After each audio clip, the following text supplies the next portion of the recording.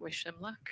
Yeah, it's a really nice moment. Again, they have had some quality time with family, but this is their final opportunity to say, see ya in 10 days. Yep, the last wave.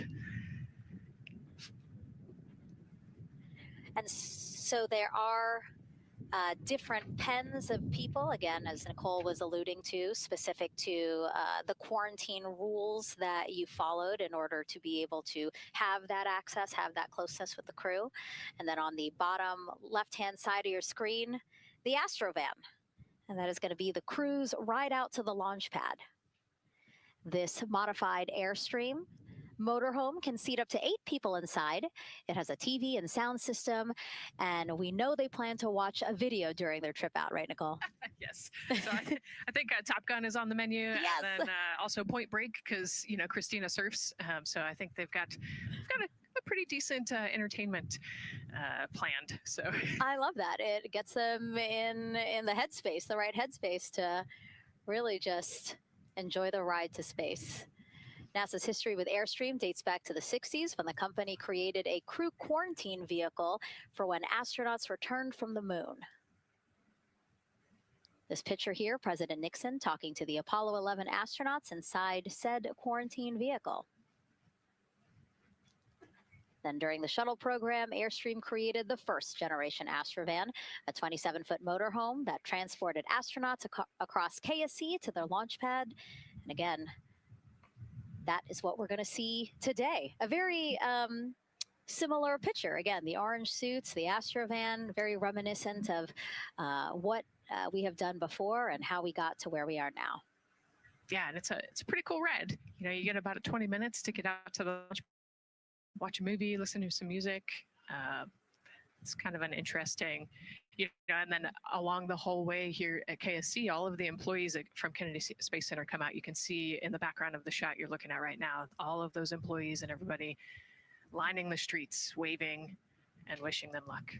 I think this is an emotional moment for a lot of people because this is the last time where a lot of people will be with the crew, because once they get to the pad, there's only a handful of folks with them before launch. Yeah, definitely. This can be emotional for the crew, can be emotional for the families, of course. I mean, I got to wave goodbye one last time to my sister, and when we walked out those doors, and it's surreal. It starts to become much more real the closer and closer you get to the launch pad. 20 seconds now from when we expect the crew to walk out those doors. It must be really hard for them to patiently wait for these very specific milestones. You've got a whole group back there that's telling jokes and keeping it light. So.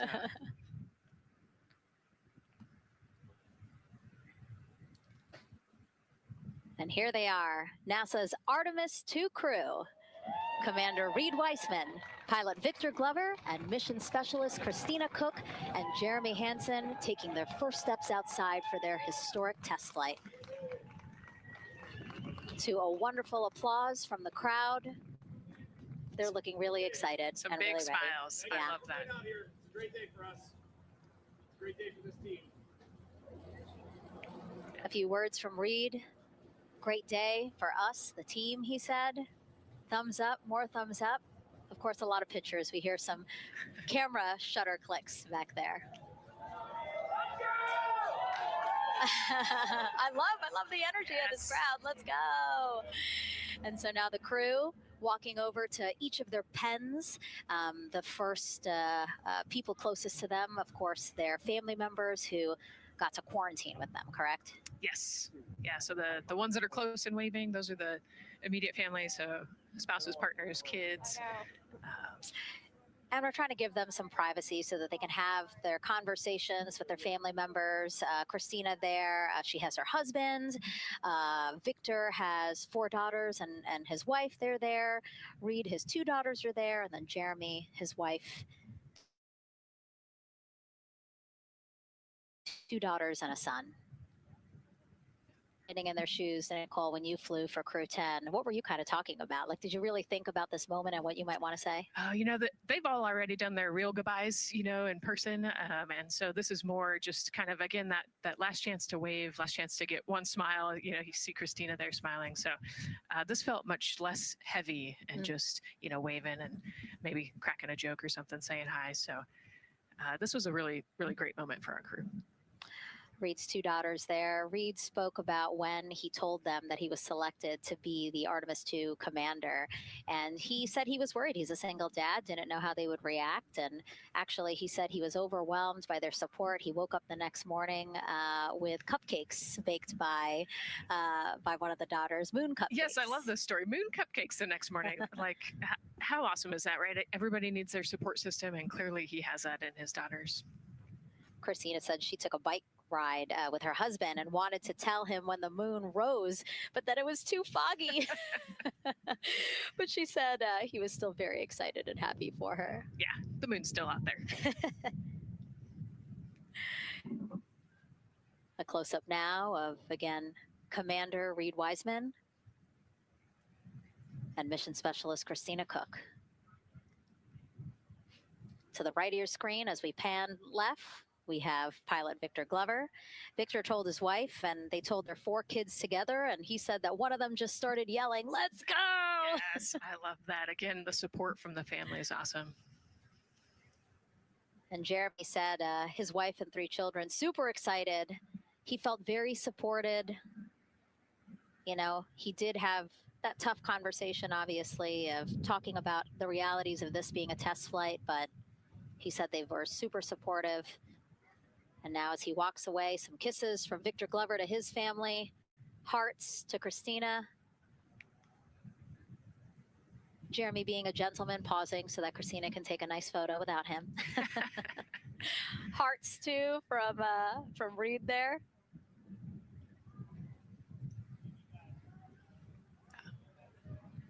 Hearing Victor saying, "Love you guys," saying that to some of his crew members there. Woody.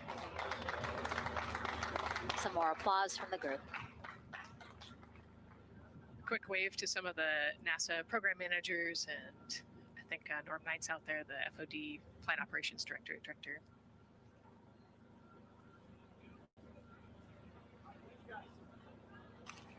You heard Reed there saying, "Thank you guys," as the crowd picks up again with their applause, and the 4 of them step into their Astrovan.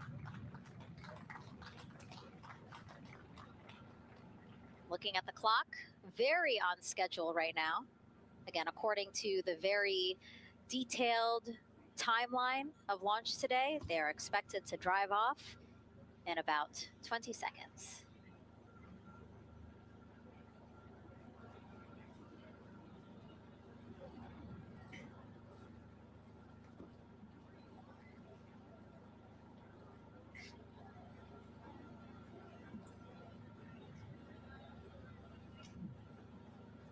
So far, we're marching toward the launch smoothly.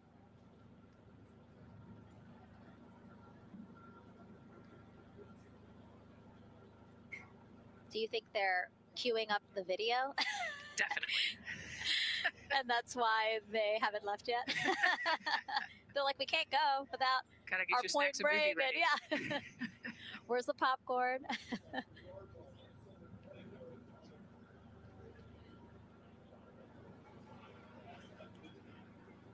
Again, good on the timeline. Of course, they do have these very specific milestones, but this is not one that has to be completely stuck to the second and the minute. Yeah, we will make up that time easily. They will get a full security escorted ride out to the launch pad. It's a quick trip, 15, 20 minutes.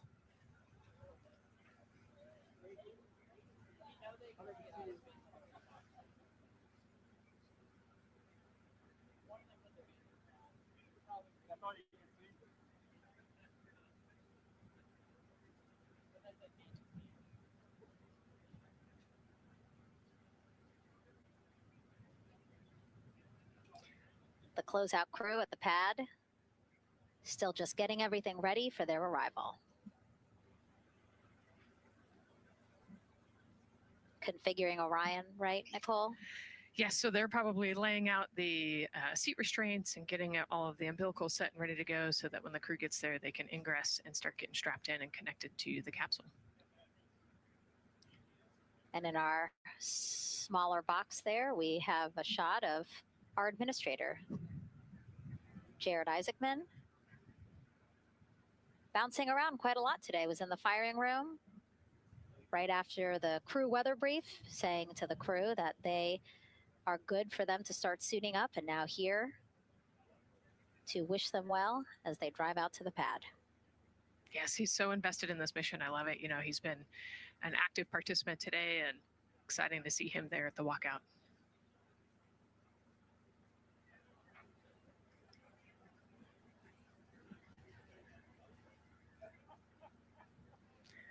So in the van, they're probably getting hooked up to the portable cooling systems as well. So that would be my guess on the slight delay here, making sure everybody's situated, connected to cooling, and ready to go before they take off.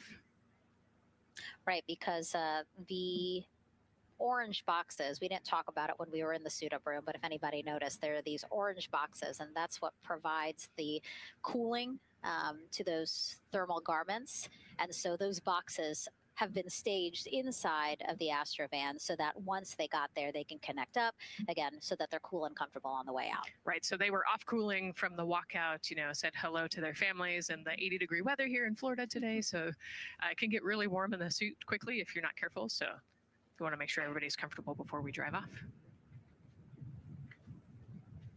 And then when they get to the pad, of course, and strapped into Orion, then they don't have any need for those cooling boxes anymore. They will get that cooling through Orion, through the different lines and umbilicals that they'll be connecting to there. Yep, that's exactly right. The Orion capsule and its environmental control system will take over once they're connected to the umbilical.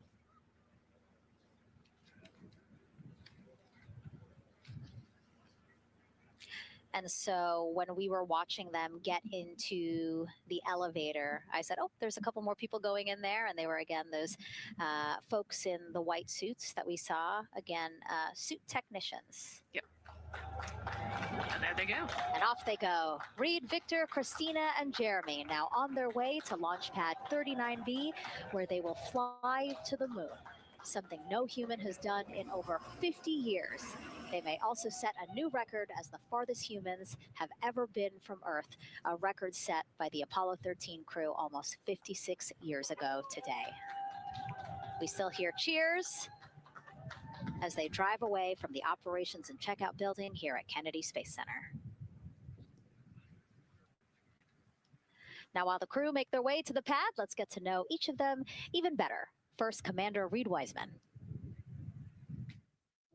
The moon, to me, it's the thing that connects me together with all the other humans in my life. I remember being a little kid lying in bed at night and just looking out at the moon in whatever phase it was in. And I was thinking, man, my friends that live like 20 miles away, they can probably look out and see that same exact moon. And then when I was in the Navy and I would look out at the moon and I'd be halfway around the planet, I would think, man, my brother can see that moon where he is and he's halfway around the planet from where I am. To me, it's a connection of life on Earth. We can all look up and see that moon, and it's always changing. The moon is never the same 2 days in a row. I love that.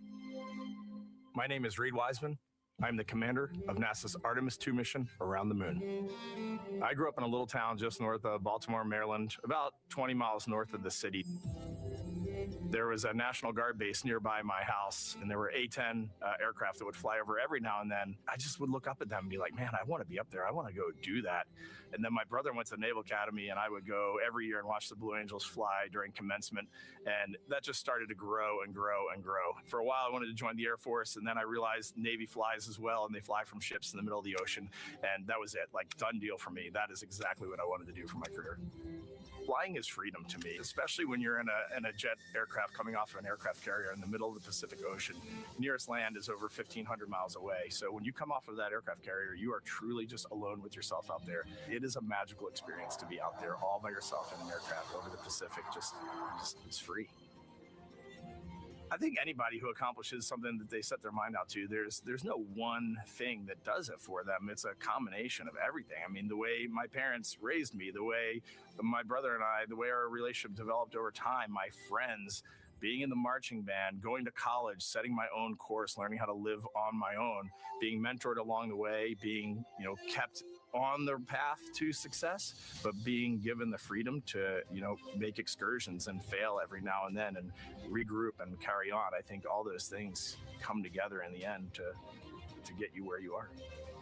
I've had to overcome, I'm a human being. I've had to overcome a lot of fears. I'm pretty scared of heights. I joked about that on the International Space Station, but it turns out I'm only scared like at the edge of a building. When you're up on the International Space Station, even though you're 250 miles up, I never had that feeling of falling or that I was, at risk up there. I just kind of loved the feeling of floating and looking down at Earth. There have been challenges all throughout my life. By far, the biggest challenge was losing my wife in 2020 to cancer, and now raising two daughters who are grown up now, but that's been the biggest challenge by far I've ever had to face. It is not easy being an only parent, trying to work a full-time job, and raising two kids is something that I think about every single day. I'm very proud of the work I've done. I haven't always done it well, but I've always shown up and tried as hard as I possibly can. And now Artemis 2 pilot Victor Glover and his journey to this history-making moment. I do wonder what it's going to be like when we are really far from Earth and can see it. The sensation of being so far away from everything that you know. I had that sensation on the space station the first time I got to sit in the cupola for a really long time. So I can only imagine what that's going to be like from 200,000 plus miles away. My name is Victor Glover, and I'm the pilot for NASA's Artemis 2 mission around the moon. When I was in 4th grade, I was 10 years old, and that's when the Challenger accident happened. And it helped me understand how the general public felt about the astronaut corps, right? Like, these are the people that we want to be, and that just gave me an easy thing to strive toward. The biggest fear that I've had to overcome in my life is doubting myself. Going to college when no one in my family had gone to college was a huge risk. I had more confidence in my athletic ability than in my academic abilities. I could play football with those college students that I saw on TV, but my classmates that I saw in the lab and around the University Union, I didn't know if I had what they had. I think addressing that self-doubt was a part of, swinging for the fence and trying to go get an engineering degree, not just go to college, but get an engineering degree and then go do something challenging and technical like flying. Apollo is known for sending humans to the moon. Artemis has an opportunity to continue the Apollo story, but I actually think it's important for this story to stand on its own. Artemis is a new program, and we're trying to do new things. And it's great to compare and contrast. When you look at our spaceship, you can see parts that were designed, built, and integrated in another country. When you look at our crew, you see that our crew is international. There are also men and women. And I just think that comparing and contrasting makes the story even richer. The piloting role specifically, I will have an hour and a half or so where I get to fly the spacecraft by hand. We haven't flown that many spaceships. And so the ability to fly one actually in space on a test mission is just a really unique opportunity. I can't tell you how I'm going to feel when we fly by the moon and see the moon up close and the Earth from 250,000 miles away, but I don't use the word excited because I'm focused. What we do, this is very serious and it's very risky, and we are all intimately familiar with that risk. And so if we go out there and we're successful and we can pass that baton on to Artemis 3, that's something to really be excited about. Great to hear from Reed and Victor in their own words about how they feel about this mission and their role in it as the convoy turns this corner here onto the road where the vehicle assembly building is and where the group that we showed you earlier today, ready with their flags. Wow, that group has expanded exponentially. Yes, this is great. So many people. Flags. Oh my gosh, I love it. Oh, this must feel so special to the crew to see all of these people here to wish them well. Yes, this is heartwarming. Look at how many people there are. Everyone is so excited about this mission. Signs, people have made signs. I feel like the Astrovan has slowed down a little bit, to really take in the moment. Wow. That's amazing there. Again, crowds continue going. as we are now passing the historic Vehicle Assembly Building. This is where the Space Launch System rocket was assembled and stacked with Orion. Its history, of course, goes back to the Apollo days, but today it is home to the Artemis missions to the moon and beyond. Gosh, still people lining the route. Yep. I love that. I do too. It leaves me kind of speechless, you know, just to see all the support, all of the people who want to know that they're thinking of them, they're with them, and the fact that this crew specifically has always said we are going for all by all, this must be really special to them. Yes, and that's just here on Kennedy Space Center. Imagine the rest of Florida right now. Yep. Mission Specialist Christina Cook, who holds the record for the most consecutive days in space by a woman. Let's take a look at what she has to say about this mission. I tell a story, which is one that my dad told me before the Apollo missions when he was just a very little boy. He was looking up at the moon with his mom, and his mom said to him, "Don't worry, Ronnie, we'll never get there." Fast forward maybe 70 years later, it's his daughter that's actually going there. And I think that long arc is something that we can all learn from. The idea that the seemingly impossible becomes possible if you just believe in it and are willing to work hard and come together to achieve it. My name is Christina Cook, and I'm a mission specialist for NASA's Artemis II mission around the moon. When I look back at my dreams as a kid, I definitely never thought I would actually get here. I was very pragmatic. Even though I'm a dreamer, I knew that the odds were way against me again, so I might as well do something I'm loving in the meantime. I definitely loved science and math in school and, did pretty well in those things, but I also loved being active. I was always outside. I loved things that made me feel small. I loved looking at the night sky, oftentimes between the pine tree branches, or I loved the ocean. North Carolina also has mountains, and when we go there, I just love the vastness of all of those things. I loved how they made me feel and what they made me think about, and the vastness of the universe and how much out there was to learn. I'm drawn to exploring. I'm drawn to challenges that involve both mental and physical. And I'd much rather be solving problems, wearing a whole lot of equipment and in a harsh environment. And that's just something I've carried with me ever since I was a kid.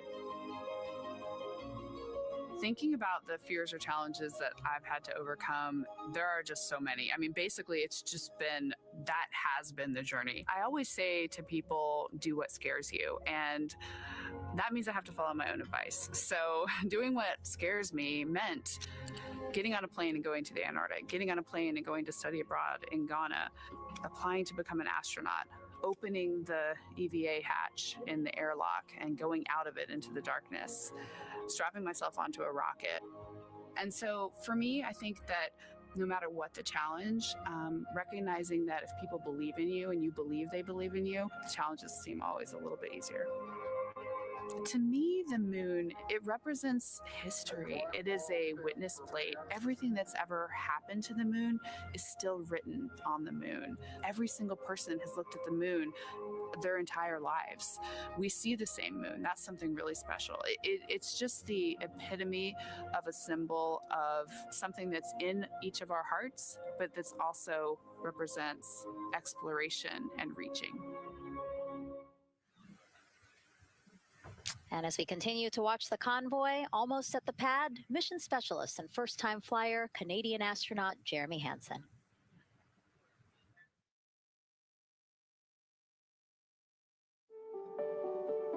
I have this very distinct memory of seeing an image of an astronaut standing on the moon. It's burnt in my brain because I went back to it so many times in my childhood, and I would look at that image, and I know it had a huge impact on me that humans had walked on the moon.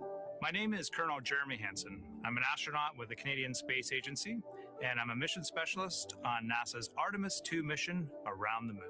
My elementary school years, I grew up on a farm outside of London, Ontario. I spent as much time as I could with my dad on the farm. I learned the value of hard work, for example. If I wanted to go to work with Dad, it was going to be a long day, and I was going to have to not complain, or I wasn't going to get to go the next day. I had a treehouse.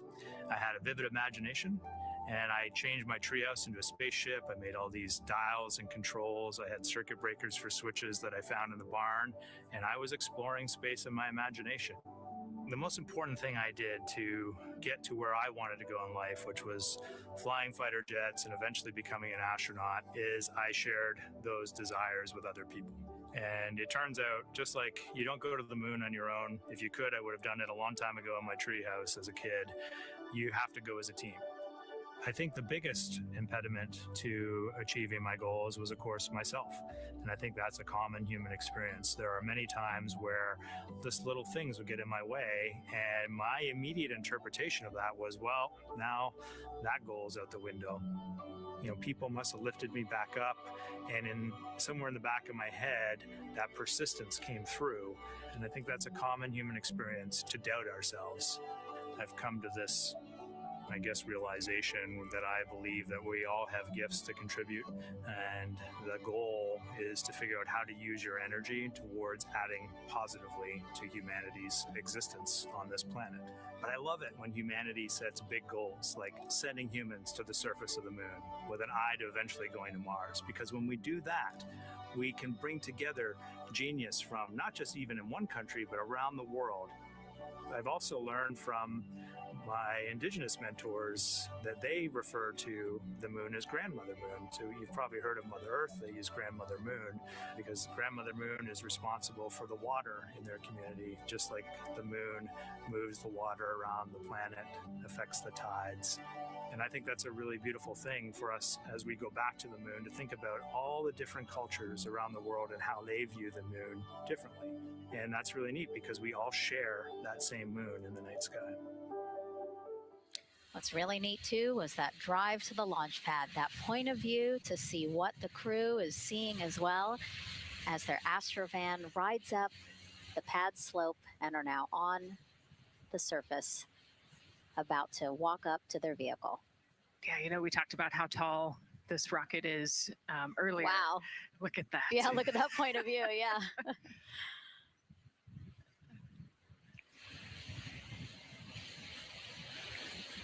Pad 39B, another historic place here at Kennedy Space Center. Construction began in 1964, finished 3 years later.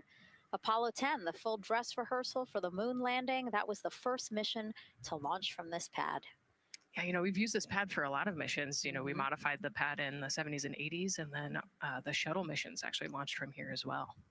And then, of course, Artemis 1 took off from this launch pad, November 2022. And now here we are about to see the Artemis 2 crew get out of the Astrovan and make their way up the mobile launcher to the 274-foot level, where they will embark on their first crewed test flight of the Artemis program. You know, I think that button in the elevator actually says space. When It you does? hit it. Yeah. Really? At Here? least on 39 Alpha it does.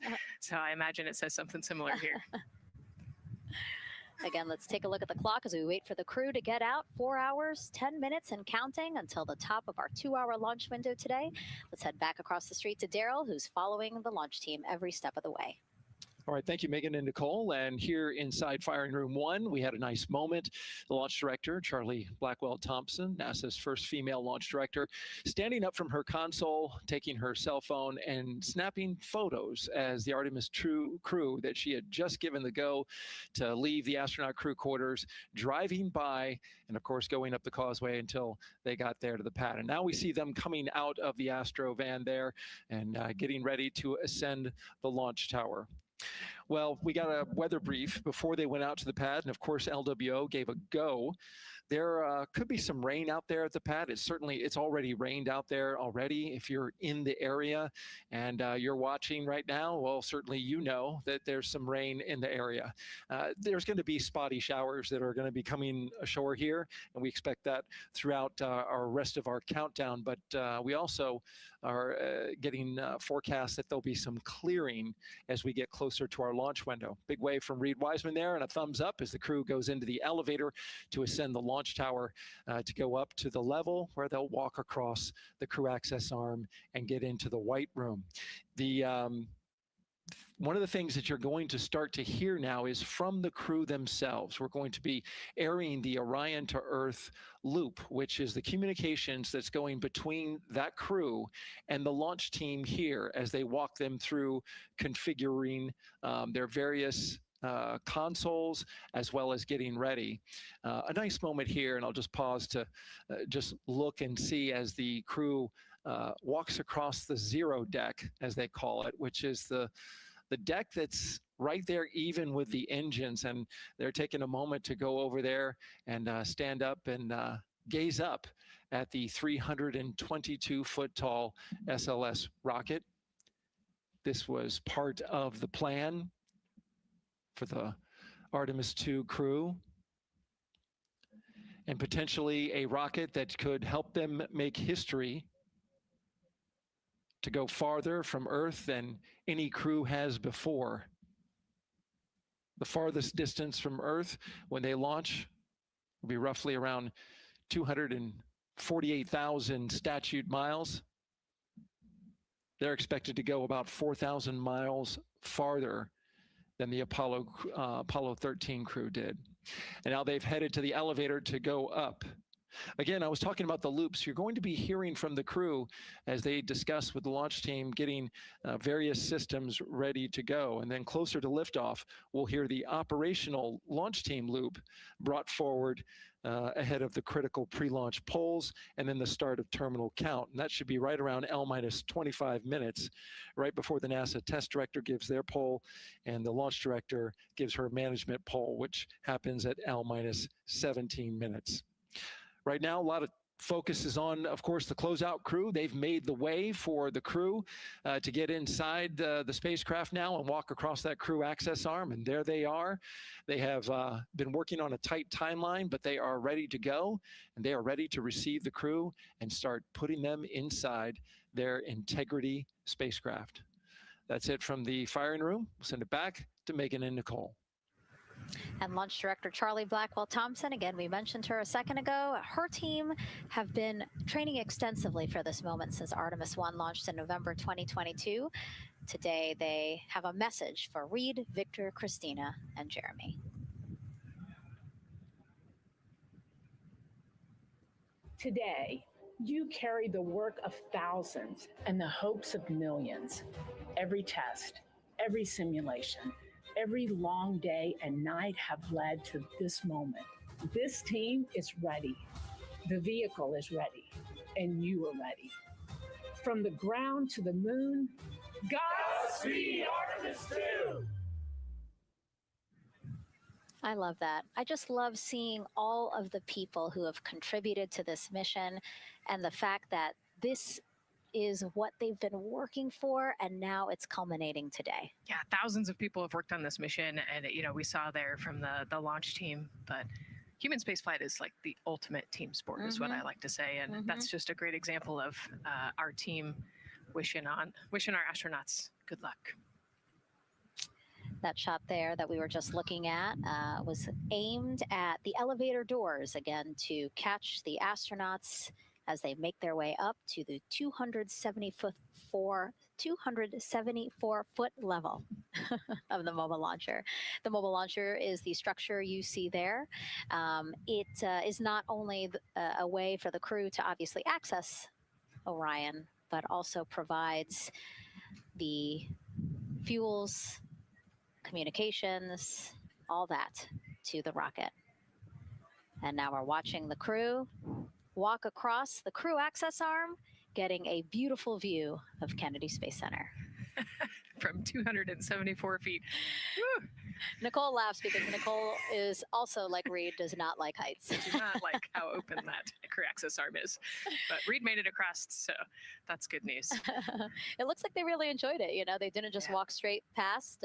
Christina and Victor, we definitely saw.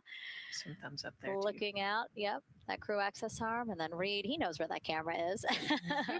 Taking the opportunity to, again, just tell folks, hey, we're doing good. Ready for it. Yeah. And it looks like they're actually probably signing their patch. Yeah, there's a wall with patches there, and so each crew signs when they get up for their launch. And so this is probably actually the first time a crew is doing this in the White Room of Launchpad 39B. Don't quote me on that, but I think the signing started with the commercial crew program. So there's a lot of that in the White Room over at 39A. But again, this is 39B. Yep. And so now in this room here, the White Room, again, we will see the crew don or put on their communication caps again, their helmets, their gloves, and remove coverings that they had on their shoes.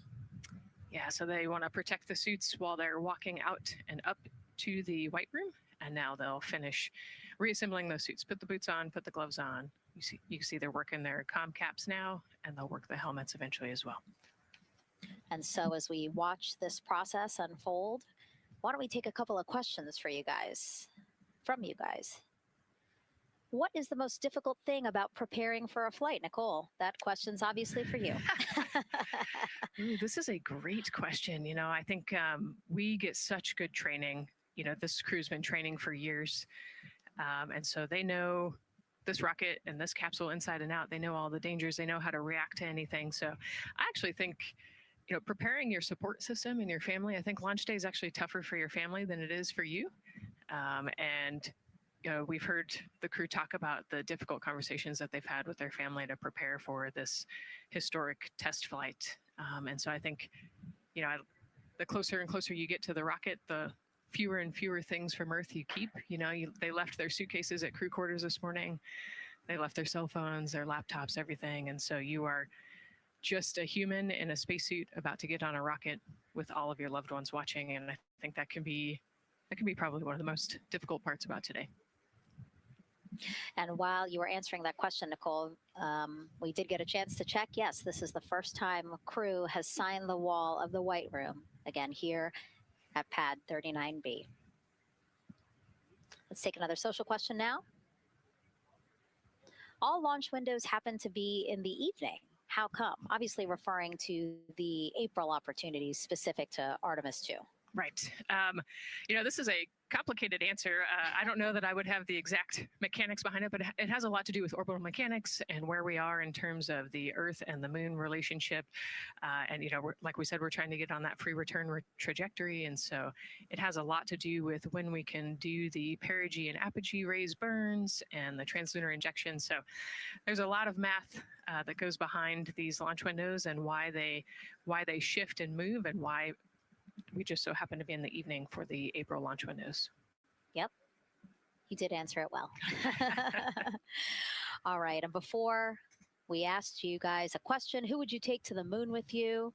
Would that be a bestie, a pet, family member, or seasoned astronaut? Overwhelmingly seasoned astronaut. So Nicole, you and I are going to the moon.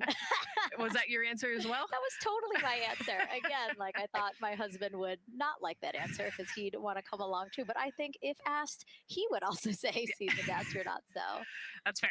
You know, like we said, there's a lot of training that goes behind it. These guys can react to anything that comes their way. And so, yeah, if you don't have all that training, maybe you do want someone that's a little bit more experienced. Yep. So correct answer, everyone. And now we have another question for you. What do you want to know about living in Orion?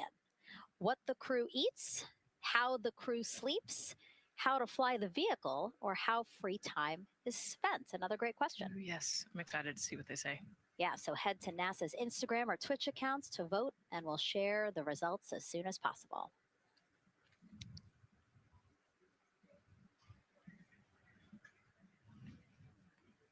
And while you're doing that, remember to also sign up to be a virtual guest for this mission. Just go to the link we'll pull up on your screen. As a virtual guest, you will get mission-specific information, notifications of any schedule changes, and curated resources straight to your inbox. You will also receive commemorative stamps for your virtual passport after launch and splashdown. Again, we really, really want you guys to engage with us, engage with this mission, come along with us for the ride. So yeah, take advantage of these opportunities to be a part of it. Yes, it's a mission for all. And so back in the suit, no, not the suit up room, the white room. Well, they're suiting up. You can see why I might have slipped that up. So they are continuing to put on gloves. Reed and Jeremy look like they've been checked. Again, they've put on their gloves, their helmets. They've taken off those coverings on their shoes now that they're about to get into Orion. And then suit technicians are also helping Christina and Victor. And they're in this particular order, actually, because this is the order in which they're going to ingress into Orion. Again, we have Reed, Jeremy, then Victor, last Christina. Yeah, and that just has to do, like you said, with this, the seat orientation. So as the astronauts sit down and lay back in the capsule, the left side will be Reed, and then below him will be Jeremy. So that's why they're going to get in first, to create space for then Victor and Christina to get in. And let's talk a little bit now about the closeout team. We saw a few of these folks also in the suit up room. Suit technicians were in there, again, to make sure that they get into the suits properly.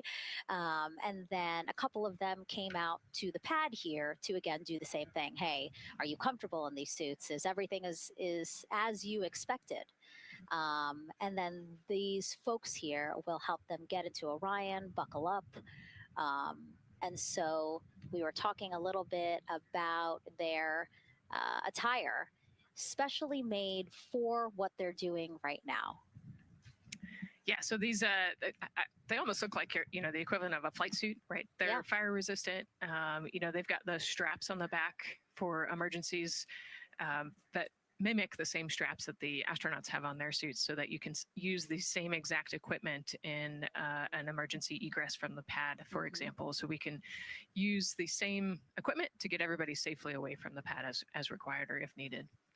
Yeah, always thinking about those contingencies, how to very quickly, if there were an emergency, get everyone out, not just the astronauts, but also the closeout crew if an emergency was happening while they were still at the pad. And so those suits, flame retardant. Also, when we see them crawl into Orion, you will notice that they are on their knees quite a bit, so built-in knee pads. Really a thoughtful design for the purpose that they're serving today. Yeah, they're functional, which is exactly what we want, but also they're pretty classy looking. So we did a good job with the design. I was going to say, they actually look like, the outfits that car racers wear, right? Yeah. And then when I said that to the lead of the closeout crew, he's number one, if we do see him, Taylor Hose, he said, well, actually, we are kind of like a pit crew, like they're very quickly moving through the operations so that not a lot of time, not more time is spent at the pad than is needed, because this is a fully fueled rocket, Nicole. Right. Yeah, we want to minimize the time that we have more humans up in the white room, but also safely and efficiently get the astronauts ingressed into the capsule. And so that's their main job. That's I like the pit crew analogy. Works great.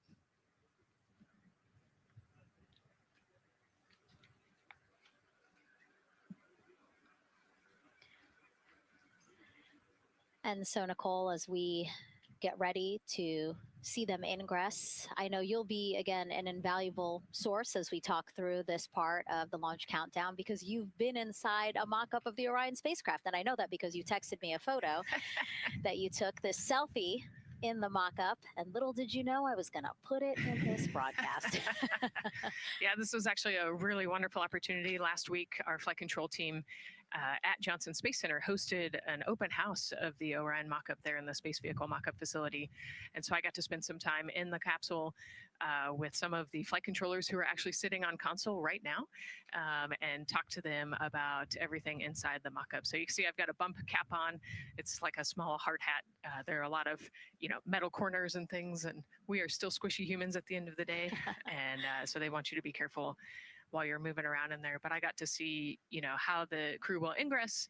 I got to look at the umbilical and the seat straps, and I got to see, the emergency equipment and the stowage and the toilet. I got to see it all. Got to talk about everything. It was pretty cool. It was a really great time. Michael and Bruce were great with me. They they answered all of my questions.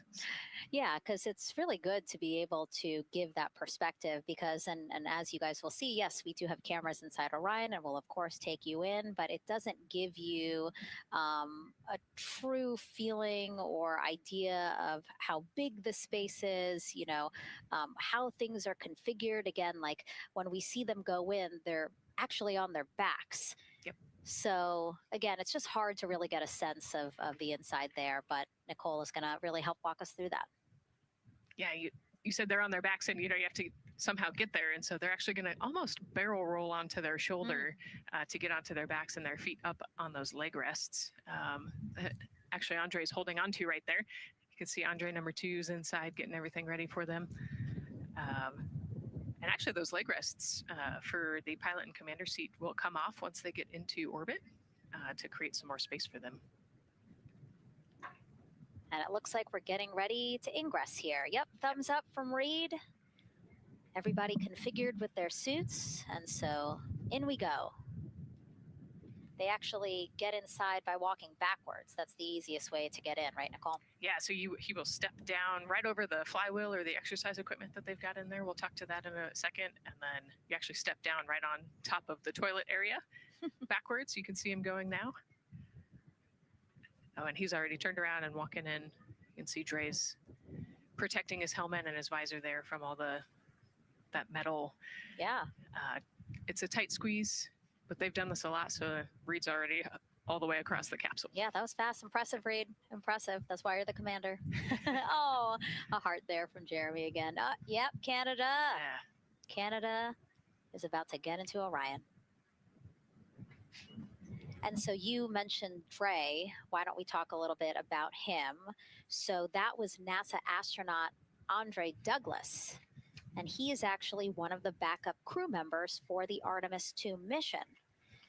He trained alongside the primary crew and will step in and if any of the 3 astronauts are unable to fly. Yeah, Dre's actually a classmate of mine, so fellow fly. Oh, Yeah, so we've worked very closely together. It's exciting to see him in this role. Yeah, Virginia native, selected as an astronaut candidate in December 2021. He completed his training in March 2024 and was subsequently named as the Artemis 2 backup crew member just months later in July. Before joining NASA, Andre worked at the Johns Hopkins University Applied Physics Laboratory, where he specialized in spacecraft systems engineering. His work focused on the systems that help spacecraft know where they are and how to get where they need to go. So obviously critical for missions to the moon. Yeah, he's a wicked smart guy. He's got like 15 degrees, I think, or something. Oh, my. So. And so now here we are back inside Orion, where the closeout crew, each one with either Reed or Jeremy. So it looks like Andre is with Reed. And this is a camera shot of behind Reed's head. So Reed, while Andre is buckling him in, it's a 5-point harness. Reed was configuring his control panel. Yeah, the displays. We're getting the displays ready so that they can monitor all of the systems and monitor the launch as they go. Christina there signing the wall.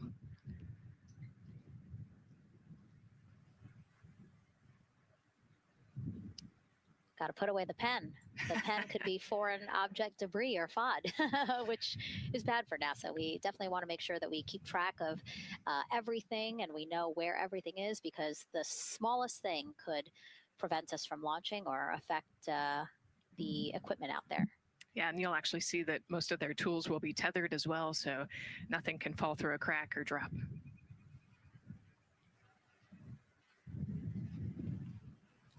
And so as soon as Jeremy and Reed are good to go in their seats and connected to their communication umbilicals, as Daryl had said before, we will start hearing the loops, the audio mission loops, specifically Orion to Earth 1, which is the communication loop that the crew communicate on to the different teams supporting launch today.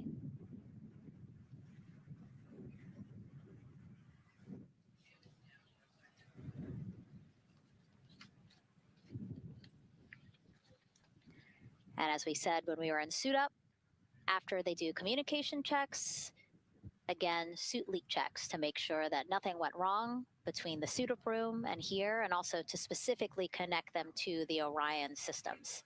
Yes, this will be an integrated test with Orion and the suits to make sure the entire system is working and ready for flight. And so you'll notice Reed and when Victor sits down, Reed and Victor are the only ones with the display panels in front of them. Jeremy and Christina will actually share a personal computer device, and that will be on Jeremy's leg, and that's how they'll continue to follow along with telemetry and data. Yeah, it's actually pretty cool. This is one of the technology demos that we're doing, and so they're going to plug into the system, and it'll be a screen repeater on that that device for them, so that they can see what the pilot and commander are seeing. OTC ask, MS2 is online for context. This is OTC. Repeat. MS2 ready for comm checks. The MS2 ready for comm checks. MS2 OTC Orion Earth 1 comm check. OTC, it's MS2. Have you loud and clear on 1. You're welcome, sir.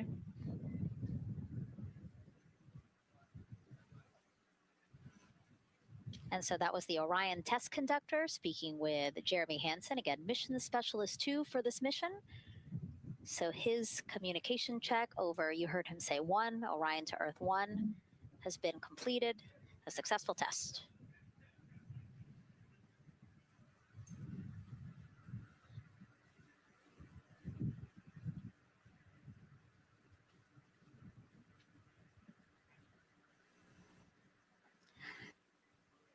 The rest of the crew here waiting in the white room. Again, as Nicole was saying, a little tight there for all of those folks. So Christina and Victor will wait until Reed and Jeremy are done getting buckled in. Yeah, I think 4 astronauts and 4 suit techs would be a tight fit in that capsule. Yeah, I mean, take a look at Bill. He's number 3 there, that the suit technician there. He is kneeling where Christina will be in order to get Jeremy situated.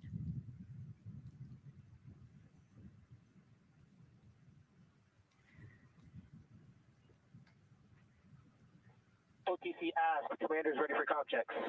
OTC copies. Commander. NTD, Mexico 212, comm check. NTD, have you loud and clear here as well. I'll catch FTS on 194, thank you. Commander, OTC Orion Earth 1. OTC, CDR has you loud and clear. Good comm. Welcome, sir. And there you have it, a successful comm check with Commander Reed Wiseman. And so... And CDR, NTD on Orion Earth 1 for comm check. This is Gary Bush. I got you loud and clear, NTD. And good to have you on board. Good luck today.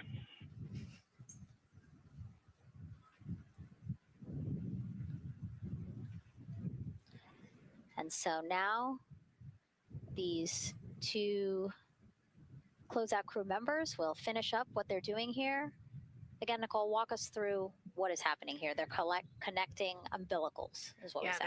They're strapping them in, so they're getting their restraints connected. It's a 5-point harness with a quick release, and then they're connecting the umbilical, which has 3 different, actually 4 different connections. So it's got the air in, air out, the water for cooling, and then the comm as well, the communication cable. So they're going to make sure that all of those connections are good to go, make sure the crew's receiving the cooling and the air, and then we heard the comm check as well. So they're just making sure the umbilical connection was good to go, getting them strapped in and ready, and then they will move on to Victor and Christina. And so while we wait for that to happen, why don't we get another check of the launch countdown milestones with Daryl and the launch team?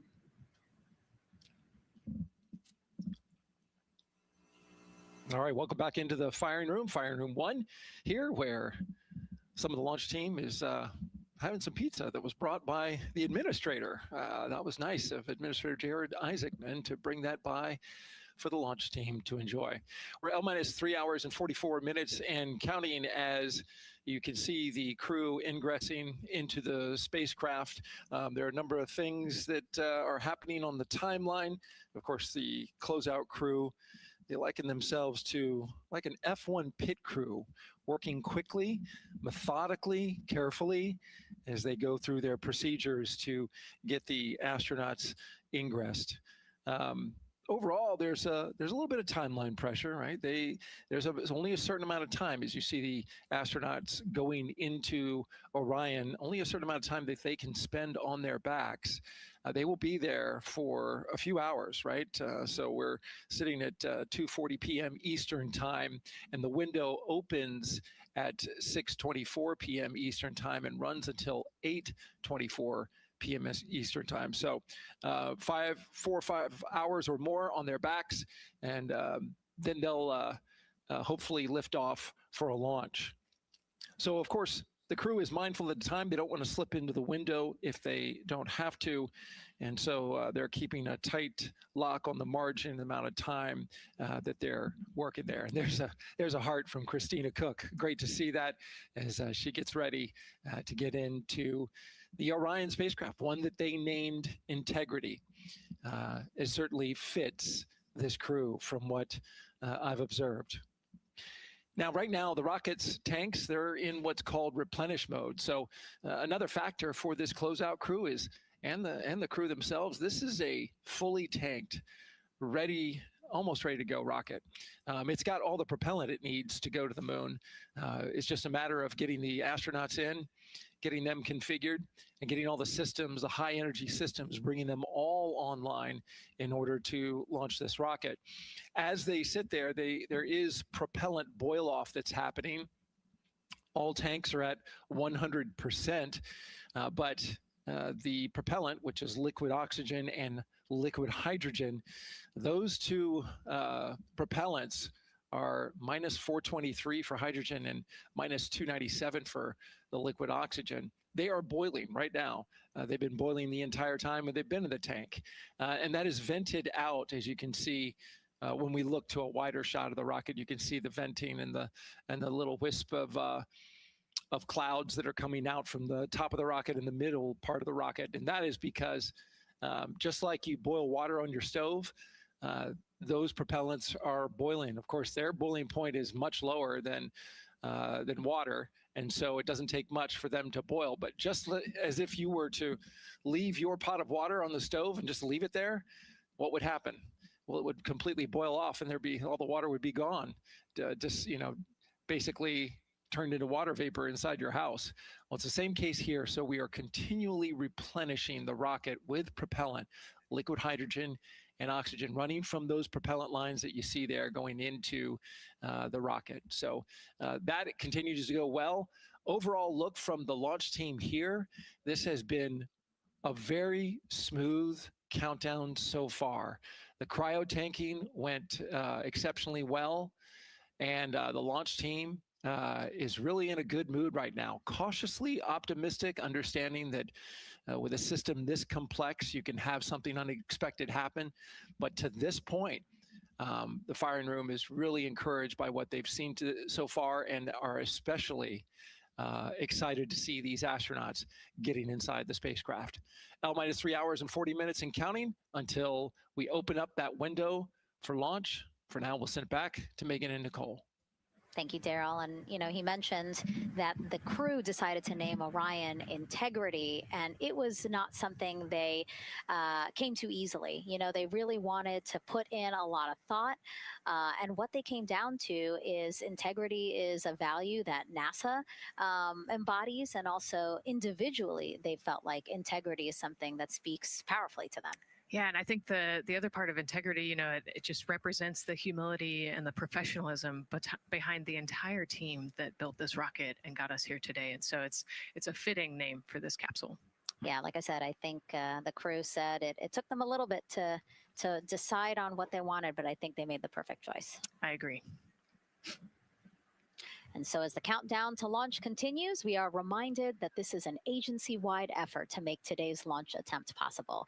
We invited people across our NASA family to wish our crew a safe journey. Go Team Artemis! Go Team Artemis! 3, 2, 1, blast off! Have a great flight. Godspeed. We'll get you around the moon and home. If I had a message for the crew, be safe, to have fun, to remember that we're all down here rooting for them.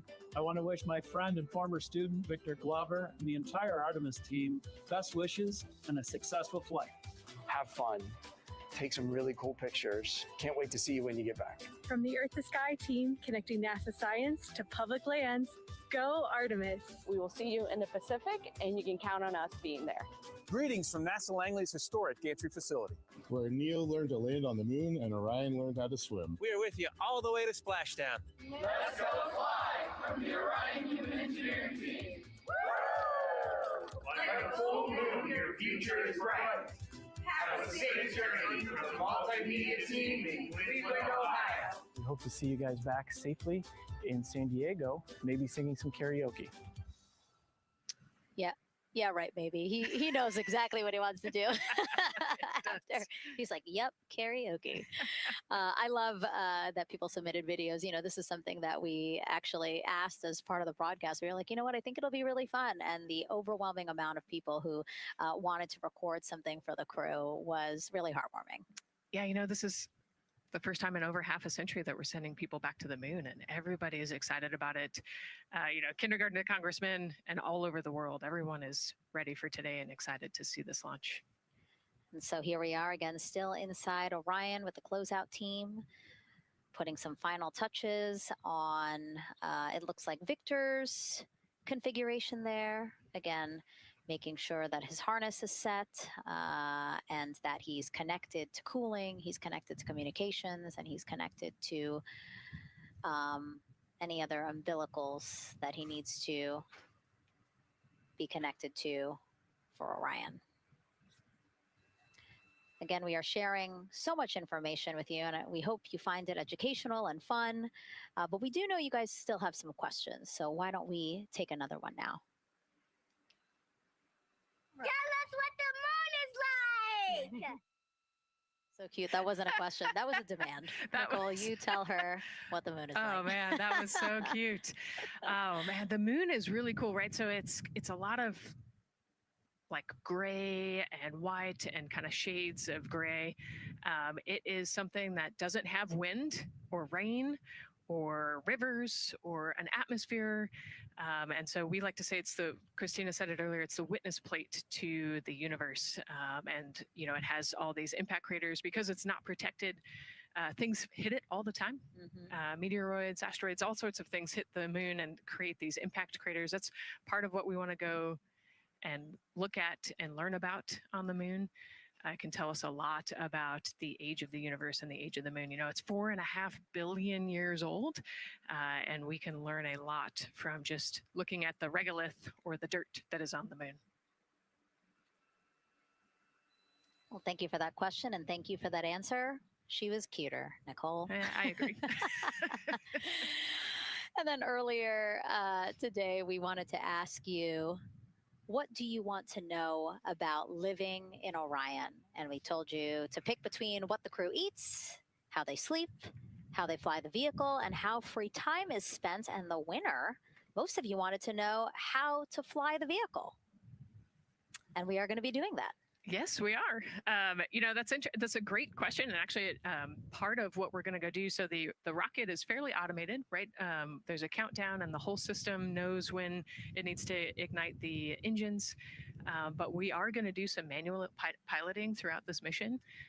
Once they launch and they separate from the ICPS, they're actually going to do a rendezvous and proximity operations demonstration. So what does that mean? They're going to take that portion of the rocket and they're going to try to fly closely to it. And so they will actually take manual control of the Orion spacecraft and try to get nice and close to the other portion of the rocket that had just separated. And so you can see actually a little bit in the view that you have right now. So for Reed, the left-hand person, his right hand, there's a kind of a joystick, if you will, on the right side, and then on the left side there's something similar. And so they've got, you know, translational and rotational hand controllers in order to command the rocket in different axes. Yeah, it's really exciting. I mean, Victor said it himself, like one thing that he's really looking forward to is piloting Orion manually. So we'll get to see that during our continuous coverage. Again,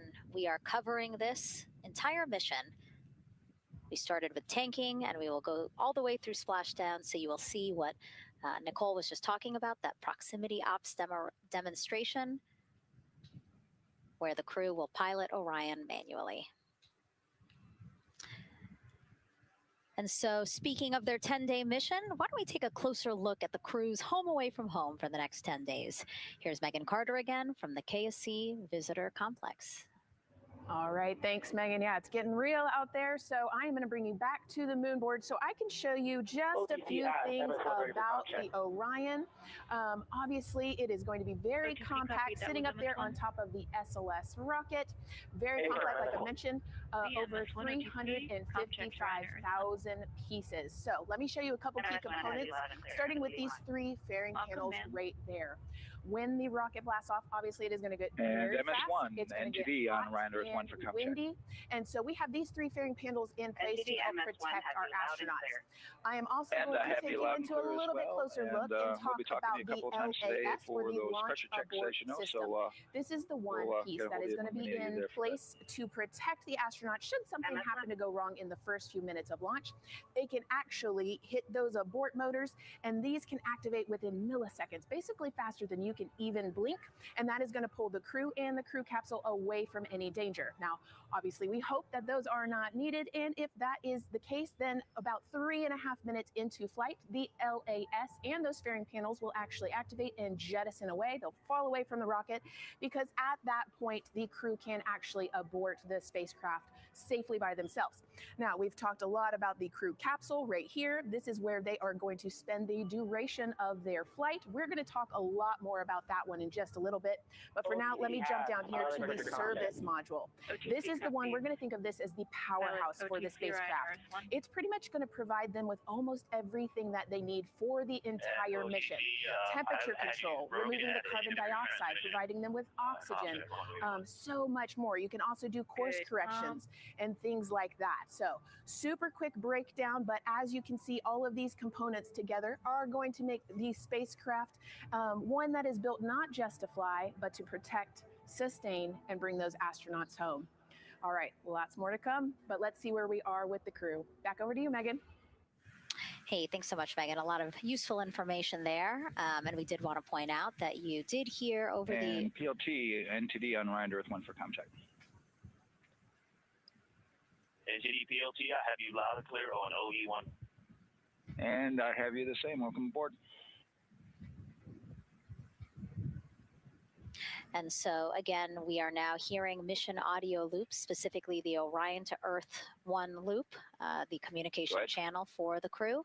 Successful comm checks by both Victor and Christina. CDR, OTC Orion to Earth 1. CDR. Yes, sir. Configure ARS to shoot mode per EPROC 10.1.1. Crew ingress and vehicle pre-launch config, step 1. 10.1.1 crew ingress and vehicle pre-launch config, step 1. Going in work now. And so see, now we are privy to some of the countdown procedures that the team is asking for the crew to do. Yeah, so they're going to work through some of these procedures and finish the ingress portion, as you heard in that procedure. So this is where the crew is going to start building their nest, if you will, running some procedures, getting the capsule ready for humans to be on board. And now look at the clock, 3 hours, 30 minutes and counting until the opening of our 2-hour launch window. And we are pretty good on time. We are as we are expecting in terms of when ingress will be wrapping up soon. And so now let's bring Gary Jordan, again, our commentator inside of Mission Control at Houston. Gary, let's check in with you about mission preparations. Hey, Megan, thank you. Yes, we're following along here in Mission Control Houston. OTC copies. And we'll stand by for those comm checks.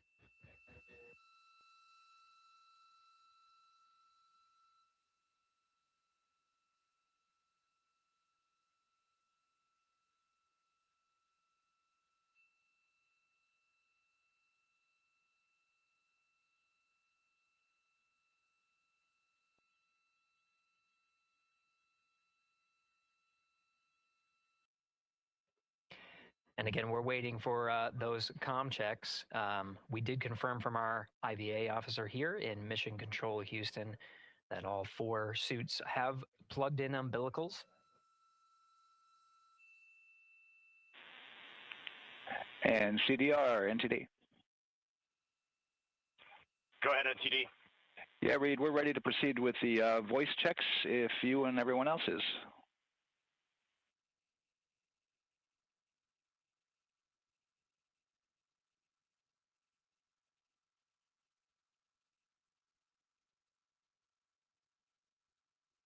NTD, Integrity Crew is ready for voice checks.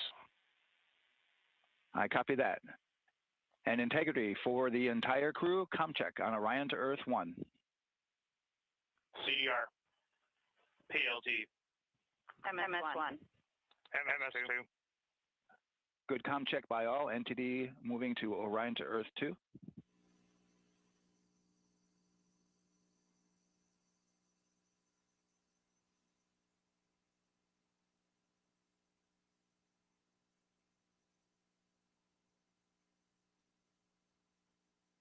CDR. PLT. MS1. MS2.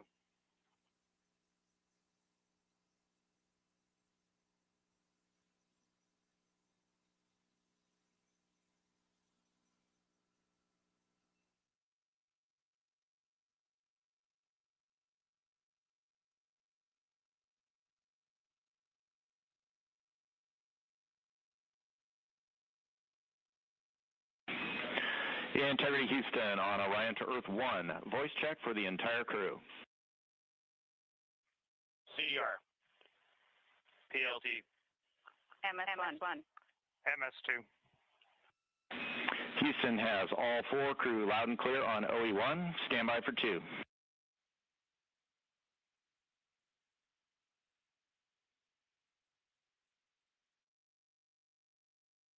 Your initial word was broken.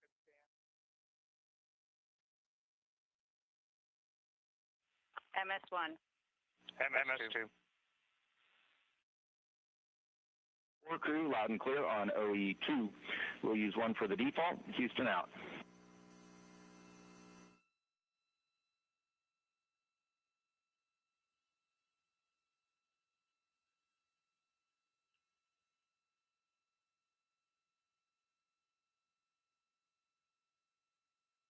And CDR, NTD?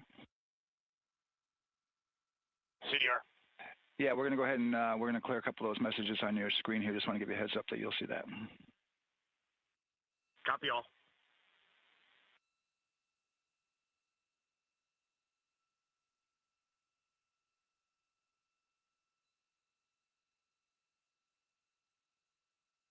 CDR, OTC, Orion to Earth 1. CDR. Yes, sir. Perform crew suit leak checks per 10.1.1. Crew ingress and vehicle pre-launch config steps 2 through 4. Annunciation of LCC O-ARS-001 will occur. 10.1.1 crew ingress and vehicle pre-launch config steps 2 through 4 going in work now.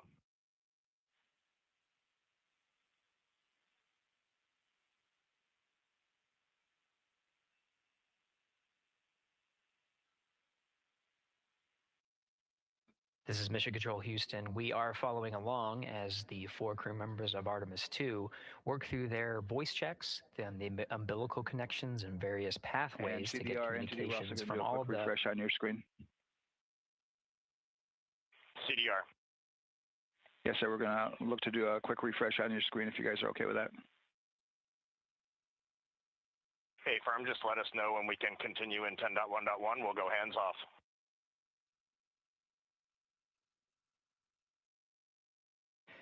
.1.1 referring to the procedures that they have through the various phases of ingress and some of the checkouts needed to prepare for today's launch. Here in Mission Control Houston, the IVA or Intravehicular Activity Officer will be confirming the leak check status and watching as the suits pressurize to once again confirm that the suits are in a good configuration ahead of launch. Of course, for the teams here in Houston, launch is just the beginning. The first flight day is jam-packed with activities. Shortly after main engine cutoff, Integrity will enter into a coast phase while still attached to the interim cryogenic propulsion stage, or ICPS, and prepare to deploy the solar arrays. With power being generated, Integrity prepares. Go ahead, MTD. With that refresh, and you got to go to proceed with your 10.1.1. Picking up 10.1.1, step 2.3 through 4.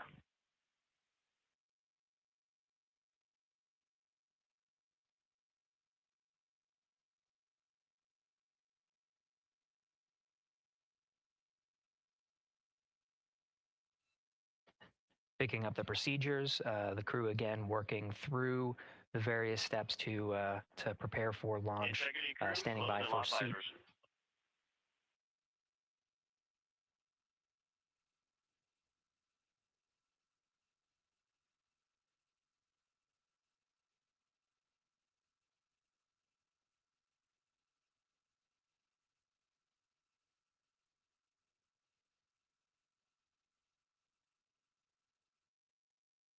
This is Mission Control Houston. With visors closed, the pressurization tests can commence.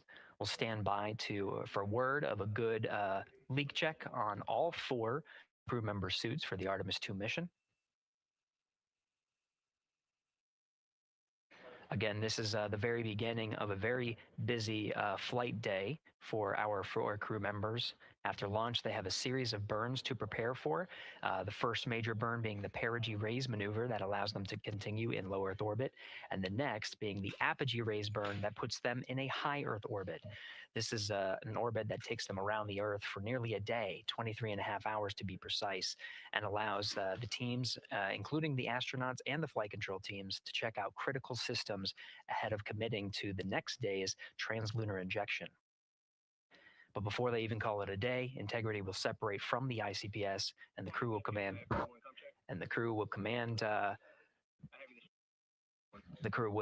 Command the Orion capsule to separate from the ICPS and turn around and approach the upper stage, but not dock. This is to test Orion's in-space maneuvering capabilities and provide further confidence in docking to another lunar space vehicle like the Human Landing System that will be part of the Artemis 3 mission ahead of future moon landings.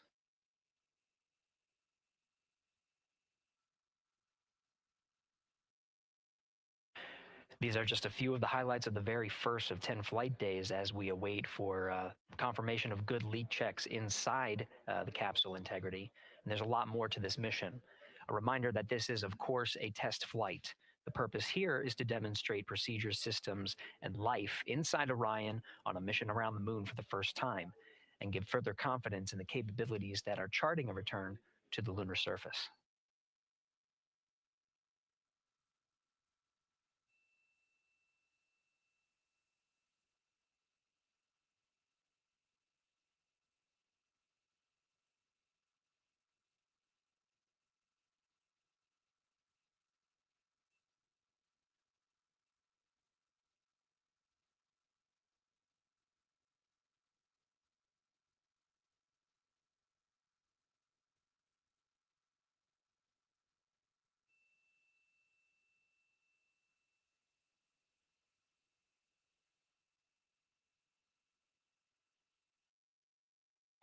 You may be able to see from this view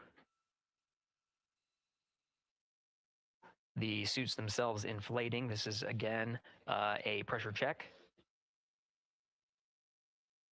Verifying that the suits are leak-free ahead of the ascent portion of today's flight. How you see the crew now with visors down will be the configuration of their ascent all the way through core stage separation about a little more than 8 minutes after booster ignition.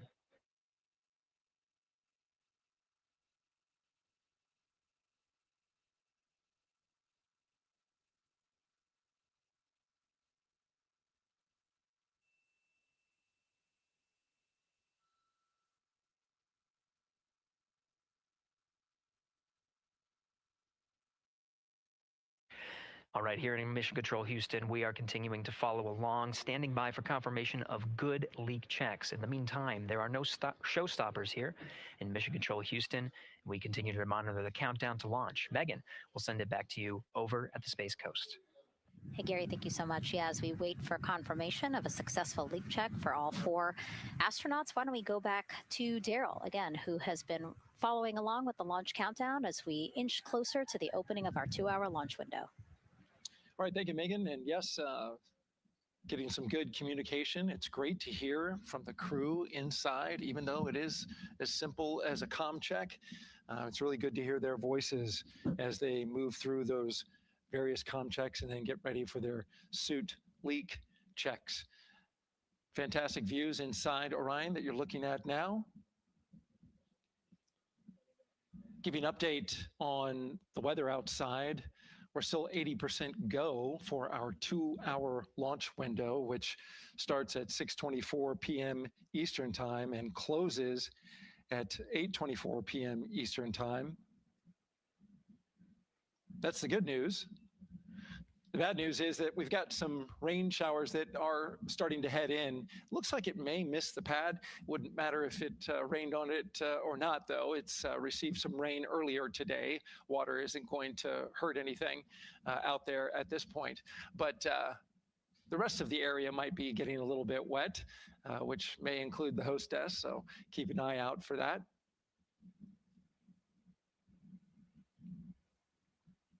As we're watching with the astronauts inside the Orion Integrity spacecraft, you'll be hearing more and more from them, especially Christina Cook, who is mission specialist number 1. She not only is going to be making history. All crew, visors open, suit loop leak check complete. OTC. Okay, there you heard the suit leak check complete. They check those suits for leaks in astronaut crew quarters. They check them again inside the spacecraft.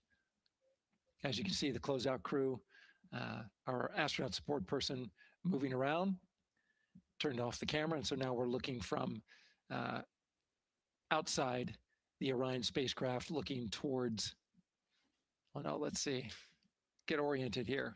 Well, there we go. Back inside, we've got the view. But basically what I was saying about Christina Cook is that she will have the role of reading. CM is ready for closeout, performing video sweep using drag on camera. OTC.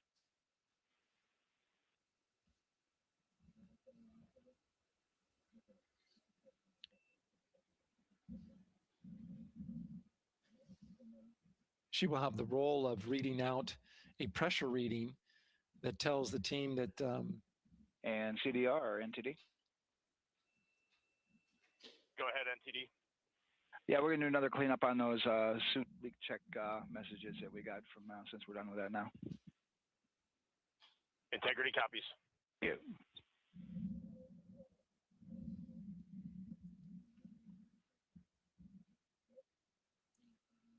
And that's communication going between Orion Commander Reed Wiseman and NASA Test Director Jeff Spaulding. But as I was saying, Christina Cook will be reading measurements from the counterbalance assist arm. So you're going to hear her be asked by the NASA Test Director to read that. That CBA, counterbalance assist arm, it's mechanically latched by the closeout crew using tools, but there's a hydraulic assist. It's pneumatically opened and closed rather with a pressure assist that helps open it up. Not only that hatch, but also the last hatch. There's 2 hatches there that we'll see that will be closed, but this is in case of an emergency out there at the pad. If the crew, for some reason, needed to exit quickly, then they would exit the spacecraft by pulling that lever, which would open both hatches. Those hatches are heavy. The Orion hatch is hundreds of pounds. APC cameras 1 and 2 both set to record. APC copies.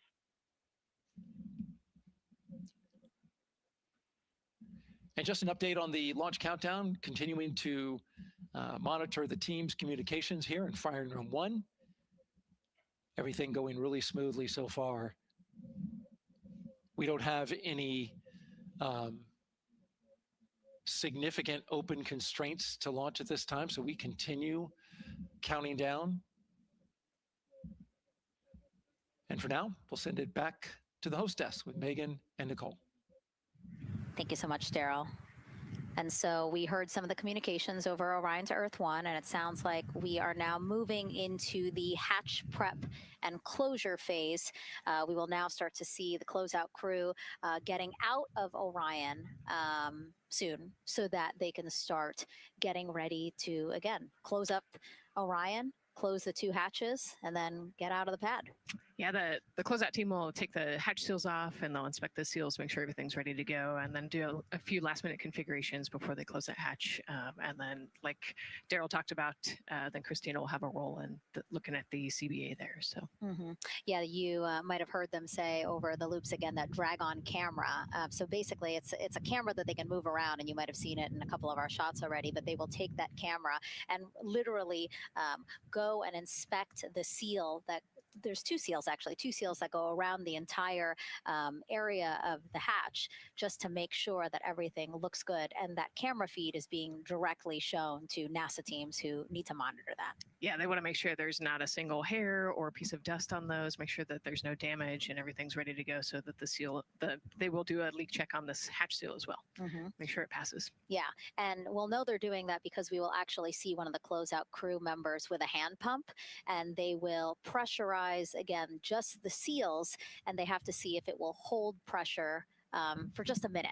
And if it does, then they will go ahead to pressurize the entire Orion spacecraft. And then that, again, is to make sure that the spacecraft is holding the right amount of pressure. And that one's a lot longer. It'll take them like 8 minutes. Like it takes time to pressurize it, then they have to hold pressure, and then it takes time to depressurize it. Right, and they want to measure the difference in pressures at the beginning and end of that and make sure that it holds the right amount of pressure so that when they get to the vacuum of space, obviously the capsule holds its pressure. Yep. Okay. Well, again, as we continue to watch operations that are happening at the pad inside of Orion, why don't we go over to Banana Creek? It's one of our viewing locations here at Kennedy Space Center. They will have a spectacular view, and we actually have NASA's Leah Martin there chatting with a big group of people surrounded by a lot of folks on bleachers there. Hey, Megan. Yeah, tons of people out here today. Thousands of people gathering at Banana Creek to enjoy NASA's next big mission and humanity's next great leap today. It's a gorgeous day, and I'm joined here actually by some people who are probably the only people on center who are a little bit more excited than me to see this rocket lift off. Where are you from, and why are you here? So we're from the University of Tennessee, Knoxville. We're a group of 7 aerospace senior engineering students traveling here with Josh Dobbs, former quarterback of the University of Tennessee, with his extraordinary Dobbs Foundation. Now, you were actually telling me a little bit earlier, you're here local, you're from Orlando. What's it like being an aerospace engineer and then having the opportunity to come back here to the Space Coast and see this mission lift off today? It is absolutely amazing. I feel like the little 9-year-old girl inside me is so excited. Like, I'm from around here. I grew up watching launches in my backyard. And so this seems like such a full circle happy moment for me. Now, you are an aerospace engineer looking hopefully to join the workforce in the future. How does it feel to be here and see firsthand what that work does? It's just so cool to see what I've been working for the last 4 years and then 12 years before that just actually be physically happening in front of me. It's something I never dreamed of as a kid. And I'm actually joined here by the astronaut himself, Mr. Josh Dobbs. Now, you have a history with NASA as well. You did an externship here. And how did that kind of play into your passion for aerospace and then the foundation that actually provided this opportunity for these students today? 100%. So I spent a month here around the Artemis 1 mission, which was a tremendous opportunity to learn about the space program and also what's next. And so to be back here for Artemis 2, and unfortunately Artemis 1 went in the middle of the season, so it's surreal to be here for Artemis 2. And with my foundation, like, the goal is to be able to take advantage of the opportunities that I've had and pass them along to the future of the industry, and give them the opportunity to see what all their hard work can accumulate into. So it's an honor to be here. We're really appreciative of all the engineers and all the hard work that's gone into this moment, and we're excited to watch history happen today. Absolutely. And as a group, I think if you guys had one well wish for the team today, what would you say? I think we can all join together, maybe say, go Artemis. Go Artemis. That was a fun interview. And again, just so neat to see all the people who are here. I mean, still hours before liftoff, not even hours before liftoff, but hours before a 2-hour launch window. So people just really committed to being here and seeing it in person. Yeah, you can see the Banana Creek is already buzzing. Yeah. There behind Leah. You could hear the chatter in the background. It's an exciting time. Yeah, you could tell that it's a lot louder than we noticed because we just have very good mics, but you know, she's obviously yelling over a huge crowd there. So super fun, super exciting. And yes, I hope that we all get to see liftoff here shortly. Okay, so as we know, Victor, Reed, Christina, and Jeremy will have their hands full during their mission.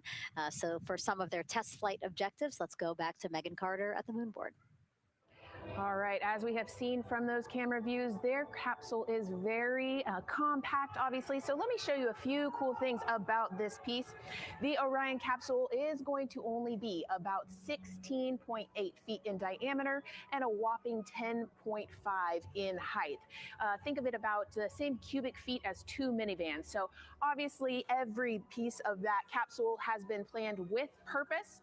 And a really great example of that is going to be these seats that we have seen that live view of. Now, these seats are going to be out for launch, re-entry, and splashdown, but in between, they are stored in between to give them more room for daily activities and things like that. While they are on board, obviously, they are going to have a lot of things to do. One of those is going to be to manually fly Orion, as we've discussed, but they also have several other objectives as well. And they're going to be doing lots of system checkouts, checking out the service module, making sure everything is working correctly. They're also, like I said, going to have a chance to manually fly. Now, this was taken during one of their training simulations, but as you can see here, they will have advanced flight displays, hand controllers, touchscreen interfaces, so much to work with and practice with as well. Now, while on board, they will also have the ability to eat those shelf-stable meals that are designed specifically for microgravity. I think I saw somewhere that one of their meals is going to be mac and cheese and brisket, so that makes the Southern in me very happy. All right, but they are going to have also some time to look at some things like power and propulsion. They will have 3 key propulsion systems that are going to help power Orion as well. And speaking of power, I want to bring you back to the service module real quick because I wanted to point out these 4 solar panels. These are going to take about 18 minutes to unfold like giant wings, and they're going to stretch 62 feet from end to end, and these are going to help power the service module and in turn provide what the crew needs for their journey. So as you can see, spacecraft is built specifically for what we need and to guide them and get them home safely. All right, back over to you, Megan. Thank you so much, Megan. You know, it's taken thousands of people many years to get to us to where we are today. Let's meet some of the people of Artemis who've made this flight test possible. I am the Artemis Launch Director. I'm the Orion Crew Survival System Manager. I am the Artemis 2 Chief Training Officer. I'm the SLS Launch Integration and Mission Operations Lead. I am the Recovery Director. And I'm Boeing's Core Stage IPT Leader at Kennedy Space Center. And I am the Artemis 2 Entry Flight Director. And I'm the Closeout Crew Lead for Artemis 2. Our job is to design the spacesuits that the crew will wear for the Artemis 2 mission. The team here at Johnson Space Center in the Orion Crew Survival Systems Lab does pretty much everything involved with processing the suits, designing the suits, qualifying the suits, testing them for the Orion mission. The role of the Chief Training Officer is to manage both the planning and the development of how we are going to train our astronauts and run our simulations for our flight control team for the mission, and then go implement that plan. Recovery team is responsible for three things. So recovery is what we call our nominal recovery situation, where we go recover the crew and the capsule at their designated landing site. Rescue is in case we do need to rescue the crew and they landed somewhere else that we did not plan. And then the retrieval is us getting the capsule if they did land somewhere where we did not expect them to. My job on SLS is to manage the operations architecture on the SLS program. One of the specific things that we do is support launch operations. It means a lot to be a part of this Artemis team, to show the next generation in seeing what may come. I am responsible for our core stage processing at Kennedy Space Center. My team is responsible for that core stage, and it's our responsibility to make sure that core stage is safe, built correctly, and there's going to be 4 of our astronauts, and it's going to get them to their ride around the moon. I've been a flight director for over 10 years now. I worked on the Artemis 1 mission, and after that mission completed, I was assigned as the entry flight director for Artemis 2. I can't wait to see the hatch open after splashdown. That's when we know that our mission will be complete and the crew will have safely returned to the moon and back to Earth. Our crew is responsible for getting the astronauts up to the White Room, getting their helmets and gloves on, getting them into the vehicle safely, connecting all their umbilicals, making sure they're ready to go for launch, and then closing the crew module hatch. The reason we do this is to expand mankind's knowledge. If I can be a part of that, doing anything, I want to do that. The launch director role really is to step back and kind of take that big picture view of launch. How are we doing on any NCs? How are we doing on our timelines, our procedures? Artemis 2 is a beginning. It's going to inspire a new generation. It's going to uncover science. It's going to serve as a pathway to places that we have never been before. And to meet more people of Artemis, you can head to the link we're going to put up on your screen there. Just, again, really nice to see all the faces that have put in the work, the time, the hours, the dedication to get us to today. Yeah, so many professionals that worked so hard on this mission. And what was really fun to see is, we interviewed Taylor Hose, closeout crew lead, as he said, and that's who we are now seeing inside of the White Room as they are getting ready to close out Orion and close one of 2 hatches. We have the side hatch of the crew module as well as the launch abort system hatch, correct? Yeah, the astronauts are in the capsule. They're ready to go, and now the White Room is very busy as they're getting ready to close both of those hatches. That's a great shot right there where you can see them. Almost looks like they're doing that hatch seal inspection that we talked about.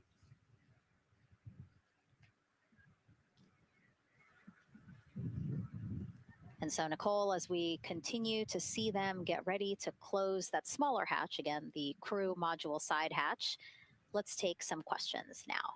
Sounds good. A lot has changed since Apollo, and I have a few questions about what's next. What part of the moon are we exploring through Artemis, and what are some of the key points that NASA needs to consider when planning missions like this? Were you expecting to see Scarlett Johansson? I think that took you. Yeah, I mean, took you aback. We've talked about this, but everybody has an interest in this mission. It's humanity trying to explore and go back to the moon. And I love this question. What part of the moon are we going to? Eventually we want to get to the polar regions, the South Pole specifically. We think that there are volatiles there, so water ice, something that can be harnessed as a resource as we create the permanent base on the moon and then try to get onto Mars. But getting to the moon is a tricky mission. We're going further than we have in a long time. And, on the International Space Station, we're 250 miles from the Earth. And so we're pretty close. We resupply that spacecraft pretty often with cargo missions. But the further and further you get away from Earth, the more you have to think about the lack of cargo, the comm delay. There's a communication delay the further away you get. And so there are different and unique problems as we continue to explore further and further out into the solar system. And there is so much to learn about the moon. So it's no surprise that, yes, even though our goal is to have a moon base at the lunar South Pole, the lunar South Pole is not the main focus of this lunar flyby. So instead, the crew is going to be focused on observing the far side of the moon. So this is actually an animation of what teams expect the moon to look like if the crew launches today. So this is, of course, the side that faces the moon, and this is the far side of the moon, which when, again, the crew does their lunar flyby on flight day 6, we are expecting this will be their view. What an amazing view and an opportunity. Yeah, you know, there's so much to learn from this particular mission, because obviously we're not landing with this mission. And so they actually potentially could see the South Pole and kind of scope out what our landing regions look like in the context of the entire moon. But also they're going to see parts of the lunar surface that have never been seen before by the human eye. And so they're going to take these detailed notes. They're going to record themselves talking about what they see. You know, we do a ton of geology training as astronauts, especially this Artemis 2 crew. They did a ton of geology training working with scientists to learn how to pick out the unique portions that we want to go study. You know, what is the context of the moon? What parts of the moon look interesting and look different? You know, the impact craters that we talked about earlier. So really trying to take all the pictures, take all the observations, write down, talk about their observations, and record as much data as we possibly can for the researchers back here on Earth. Yeah, it's so important to, yes, we're all talking about what they hope to do during this 10-day mission, but you really do have to think about all the training that goes into this. I mean, you have 4 crew members who won't, you know, have the support the way that they've been having this. I mean, they'll be talking through communications, but you know what I mean? It's just them and the moon, right? So they need to be fully aware and equipped with everything that they'll need to do to be able to accomplish the objectives that we hope to accomplish during this mission. Right, and their specific flyby around the moon, you know, will the lighting will be different and the path will be different depending on when we launch. If we launch today, it would be different from tomorrow. And so, you know, they actually had to learn the geography of the moon so that they can orient themselves when they're on the backside of the moon, because they're not going to have communication. You know, they're just going to have a, I think, 45+ minute blackout while they're while they're on the far side of the moon. And so they themselves have to know what things look like on the moon, how to orient themselves, and how to get the data that we're looking for. Yeah, really ambitious mission. Excited to be here at the start of it. All right, so another check of the clock, 2 hours, 57 minutes and counting to the opening of our 2-hour launch window for Artemis 2. This pivotal test flight comes 250 years after America began its journey as a nation. As we celebrate that milestone, a special live performance now of our national anthem by singer Ann Wilson.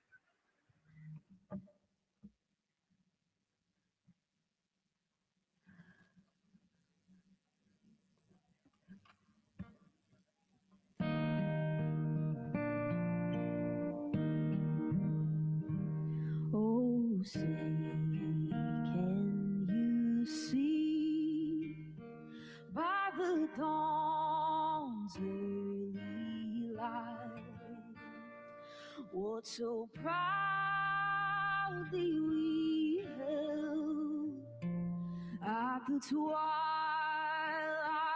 last gleaming, whose broad stripes and bright stars through the perilous fight o'er the ramparts we watched were so gallantly streaming, and the rocket's red glare, the bombs bursting in air, gave proof through the night that our flag was still there. Oh, say does that star-spangled banner yet wave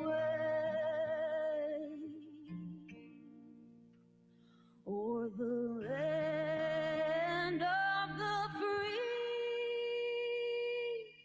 and the home of the brave?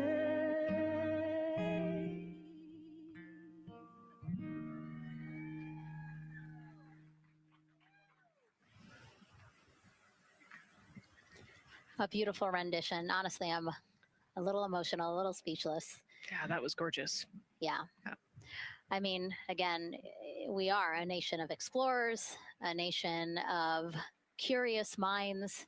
And to see us again 250 years after our Declaration of Independence was signed to when we are trying to return to the moon for the first time in more than 50 years, really powerful. Yeah, leading the way back to the moon. It's exciting. Mm-hmm. And that's so important to us. You know, we do want to be the leaders in exploration, but we definitely know we can't do that alone. You know, we often hear NASA leadership say that, you know, this is not something one nation can do. This is something that is a collaboration of nations. And that's why we have European countries. We also have Canada, again, joining us on this ambitious test flight. Yeah, of course, you know, it goes back to the old proverb, if you want to go fast, you go alone. If you want to go far, you go together. And we want to go far. We want to get onto Mars eventually. And so we're going to get to the moon first. And you can't do that alone. So thank you again, singer Ann Wilson, for that beautiful rendition. Again, reminding us of what it is we are trying to accomplish for all, by all. We are now back inside the White Room with the closeout crew.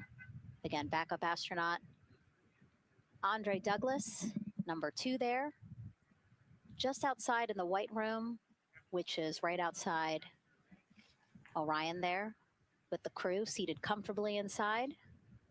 As you can see, they've dimmed the lights a little bit. The crew has the opportunity to set the ambiance, if you will. They were given the opportunity to adjust the lighting as they see fit, again, just so that they can get comfortable. It's kind of like when we are on a plane and you get the opportunity to... Sure, yeah, you don't want the bright lights in your eyes. Also, you want to be able to see the screens well, or see the, you know, the tablet on Jeremy's knee well. So they're going to adjust the lighting to what makes sense for the mission. And we saw in that very quick shot there, our best camera view of the 2 hatches is actually that drag-on camera, like we were saying, that kind of moves around. So sometimes it's hard to show that. So there you have it. You can see that the closeout crew has closed the side hatch. And so right now, that's a panel that they have to close out in order to then close the next hatch, which is the launch abort system hatch. And so, Nicole, can you just quickly, again, talk to people about the 2 hatches, again, crew module first, and then the launch abort system hatch? Yeah, so the crew module hatch is the one they're working on right now. They just got closed. You can see he's torquing those bolts down. And that is the hatch that completes the Orion capsule. And then you have the launch abort system, which actually is kind of almost a shell that goes around the capsule and holds onto the capsule during launch. And it has its own separate engines that can pull the capsule away from the rocket safely in the case of an off-nominal data point. So it's actually looking at roll rates and attitude and thrust and all sorts of different data in order to make sure that then the launch abort system will pull the crew module away and get them into a splashdown zone safely.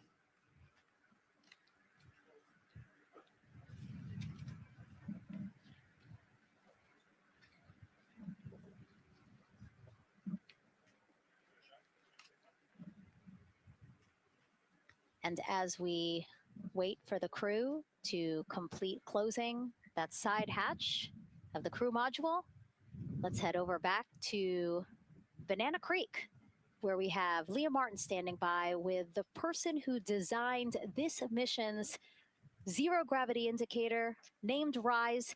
It was 2nd grader Lucas Yee from California. Hey, Leah. Hey, Megan. Yes, of the many special guests we have with us today, I think one of our most exciting guests is Lucas, who's joining us, like you said, all the way from California. He and his family actually worked this as a group project to design the zero gravity indicator. Lucas, can you tell us a little bit about your design? Yeah. So you named him RISE. Can you tell me why you picked that name? It was very remote, representing the Artemis 2 launch and Earthrise. And yeah, that's pretty much it. So were you really excited to find out that you won the competition and that your zero gravity indicator would be going to space? Yeah. So how does it feel? We're actually just across the river right now from Artemis. We can see it from where we're standing. How does it feel to know that design you created is actually currently on that rocket just a couple hours away from going to space?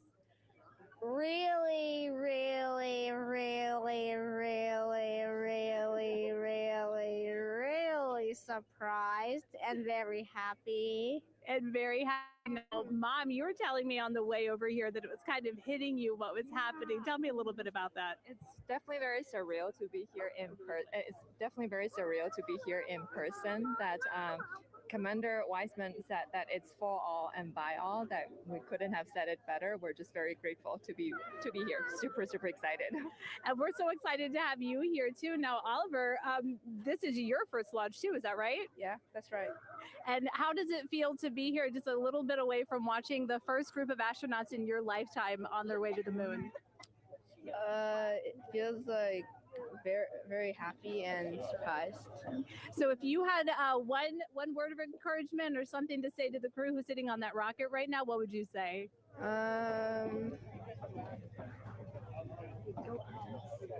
What? Go Artemis. Go Artemis. Thanks so much, Megan. I would say have a nice trip.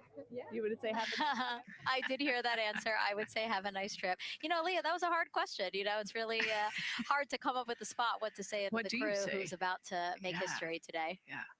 And so the Artemis 2 crew, again, ZGI, Zero Gravity Indicator. It's a plushie, a soft toy that is brought in to the spacecraft with astronauts so that it can be a visual indicator for when we have reached the weightlessness of space, right? Yeah, you saw a little replica there that Lucas had, and then in some of the views in the cabin view, you could see it swinging and hanging earlier. So I think actually Jenny was the one who installed it into the capsule. Oh, really? Yesterday, yeah. So Oh, we have to unpack a lot here. We got to talk about Jenny, who we will get to here in a second. But then, yes, we will also go back into the capsule so that we can show you where the ZGI is now.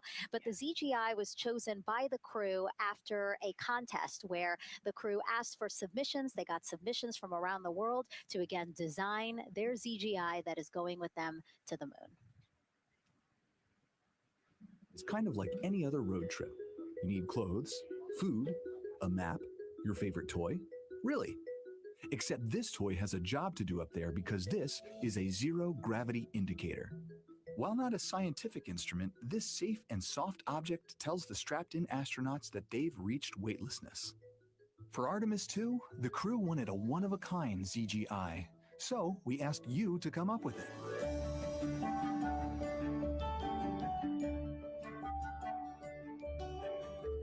Thanks everyone for sending in your entries from around the world. Over 2,600 of you submitted. And we loved seeing all of your contributions. It was a really difficult decision because each design had a unique quality that stood out to our crew. In the end, we were able to narrow it down to a top 5 from Finland, Canada, Peru, and 2 from the United States, Kansas and California. In the end, we went with one called Rise. It was a design inspired by the Earthrise photo taken on Apollo 8, which is very special to our crew.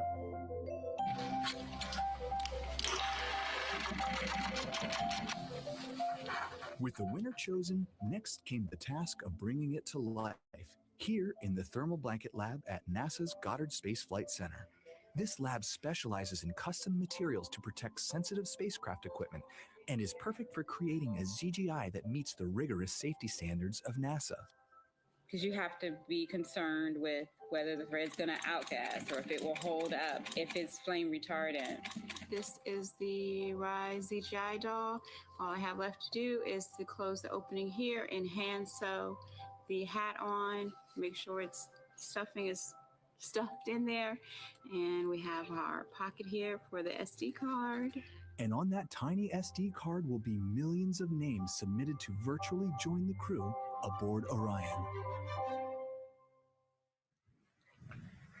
Got Rise. Not the real one, obviously, but this is a replica. I mean, so clever for Lucas and his family to design. Yeah, I love that he replicated the famous picture that we all love of Earthrise. And then I love that the bill represents the space in between the moon and Earth. It's just such a cute and wonderful way to represent this mission. Yeah, and again, Earthrise, very important to this crew. It harkens back to the picture that was taken by the Apollo 8 crew where they saw Earthrise. And so very appropriate since, again, now here we are going to see Earthrise again with this mission. Yep.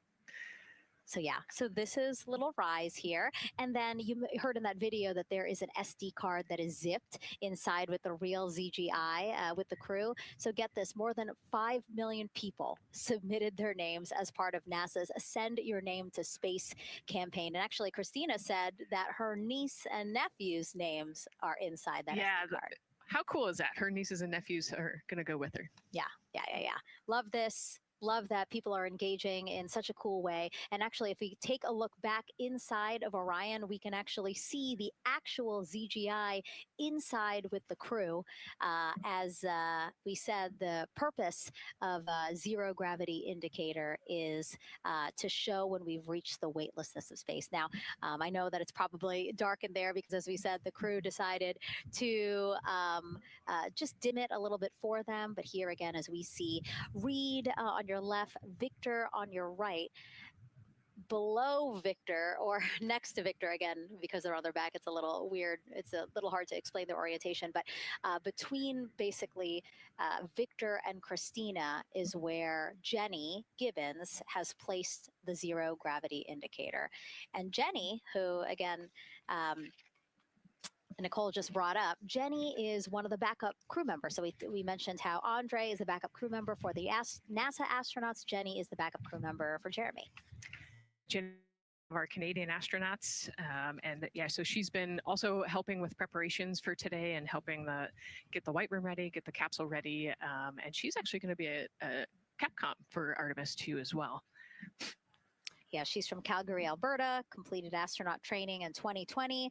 Mechanical engineer, combustion scientist, and actually before becoming an astronaut, she was an assistant professor. So again, another very well-accomplished person on the team. And I know the Artemis 2 crew has really enjoyed working alongside both Andre and Jenny. Yeah, actually, Jenny was our EBQ mentor when I went through our AskCanner initial training. So she helped us with all of our spacewalk training, which was kind of cool as well. Okay, and there we have Andre again, number 2, with the rest of the closeout crew team there. Why don't we get another check with Daryl and see how the launch countdown is going?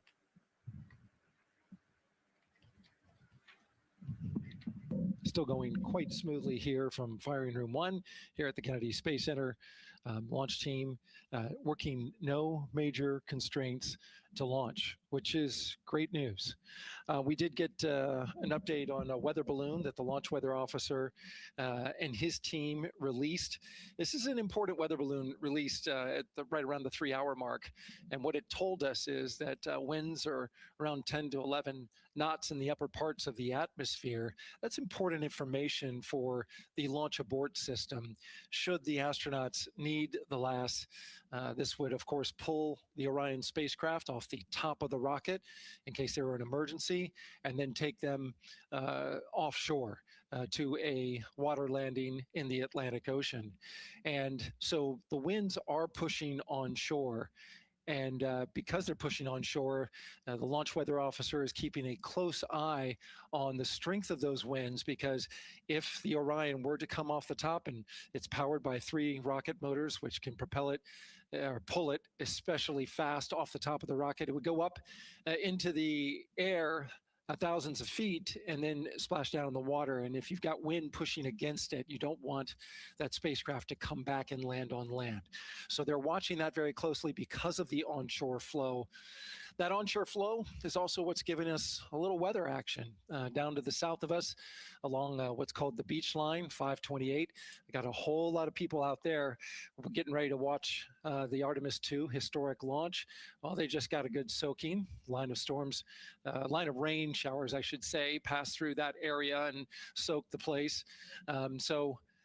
Certainly rain is a possibility, spotty showers from time to time, but overall the launch weather officer tells us that we are trending towards getting that stuff to all push to the west the closer launch window. A reminder, that window is from 6:24 p.m.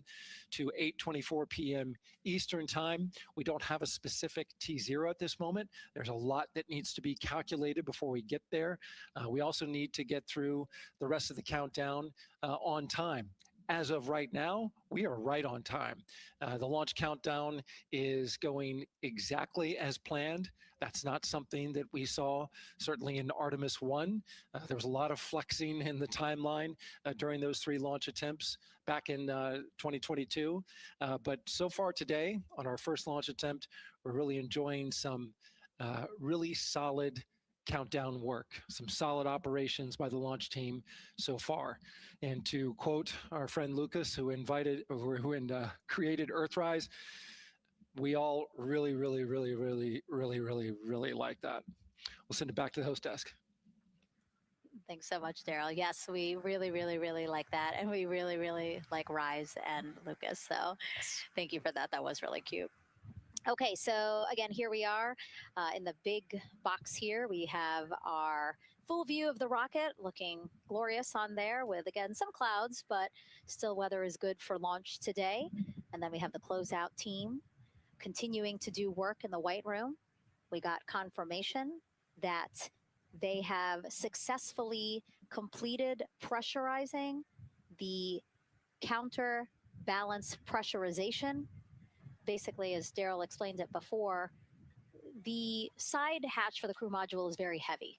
So in order to open it, there needs to be pressure applied to it, and that's what we just completed, right? Right, that's exactly it. So the CBA, that counterbalance assembly that we're talking about, has to be pressurized. It's a pneumatic system to help. So in the case of an egress, Christina's the one that has to open that hatch. So once she gets it unlatched and unlocked, then that pneumatic system will help move the hatch. It weighs a lot, and so the average human cannot open that hatch by themselves. And so that's why we want to make sure that the system is pressurized, that it's not going to leak, and that it is ready to go in case they need to open the hatch.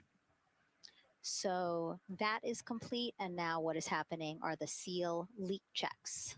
So that is in progress. Again, 2 seals go through the entirety of the hatch, and we will take the seals to pressure, hold it for about a minute, and just make sure that it is holding pressure. Again, we want to make sure that the crew has a safe, pressurized environment in any sort of situation while they're in Orion. Yep, that's right. So we're going to take a look at it. We're going to take a look at the starting pressure, and then after a certain amount of time, we'll take a look at the ending pressure, and then there are certain tolerances that we will accept for flight.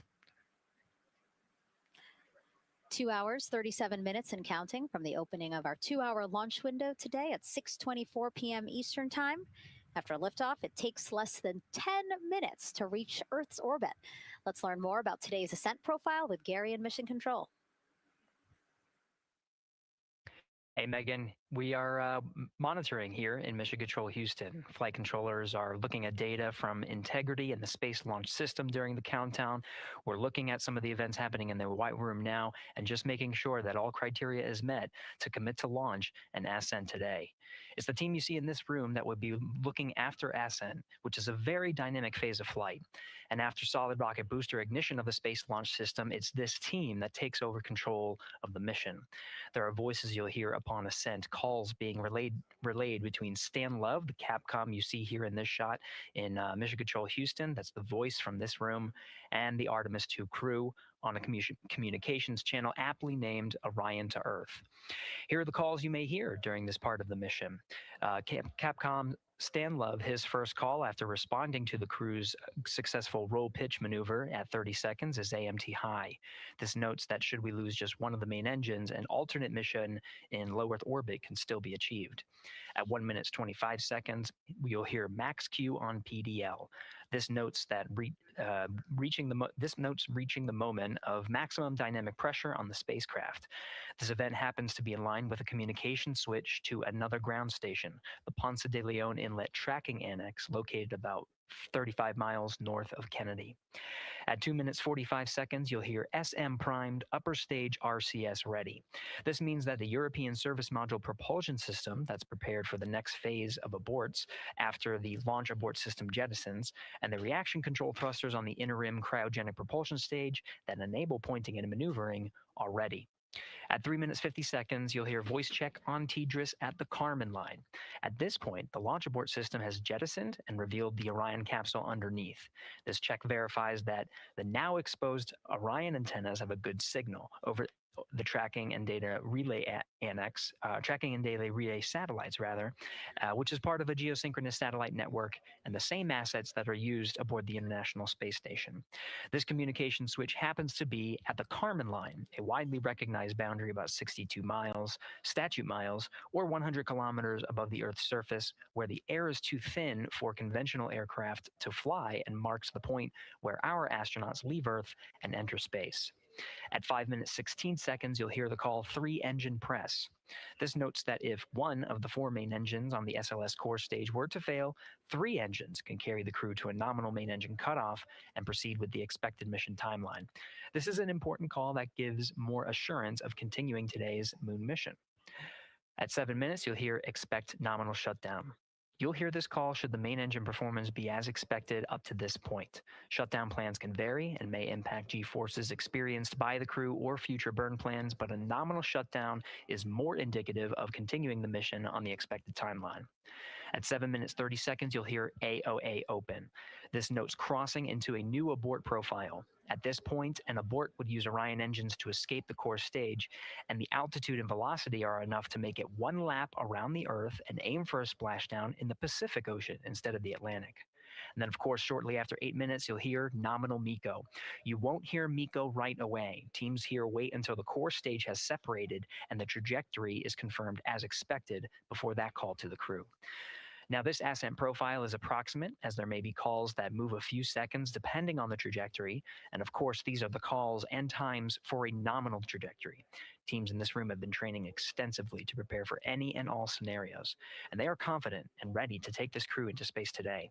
In today's pre-brief, the flight director, Judd Freeling, expressed his confidence to the team, citing the hundreds of simulations to prepare for this very moment. These are the calls you'll hear during ascent less than 3 hours from now. But now we'll turn our attention to the countdown to launch and send it back to you, Megan, at the Space Coast. Thanks so much, Gary. Now, one of today's 4 astronauts, of course, Canadian Space Agency astronaut Jeremy Hansen. Let's go now to Jasmine with her next guest. Thanks so much, Megan. Yeah, we're joining you live now from the Operations Support Building here at Kennedy, where crowds are starting to gather, and we're honored to have Lisa Campbell of the Canadian Space Agency joining us. Lisa, Jeremy Hansen is about to make history as the first Canadian to venture to the moon. What does that milestone mean for your agency? Thanks so much, Jasmine. It's wonderful to be here. It's such a special moment, both for our astronaut colleague, Jeremy Hansen, but also for Canada. We're here because of decades of public investment in space robotics, in space collaboration. And so for our country, we're very proud. He's so ready. He's been waiting for this his whole life, preparing, training, and he's a wonderful example of Canada. Yeah, and that's a perfect way to capture Jeremy. He really has been prepping for this his whole life. This will be his first space flight. So what has it been like watching him become part of this Artemis 2 crew?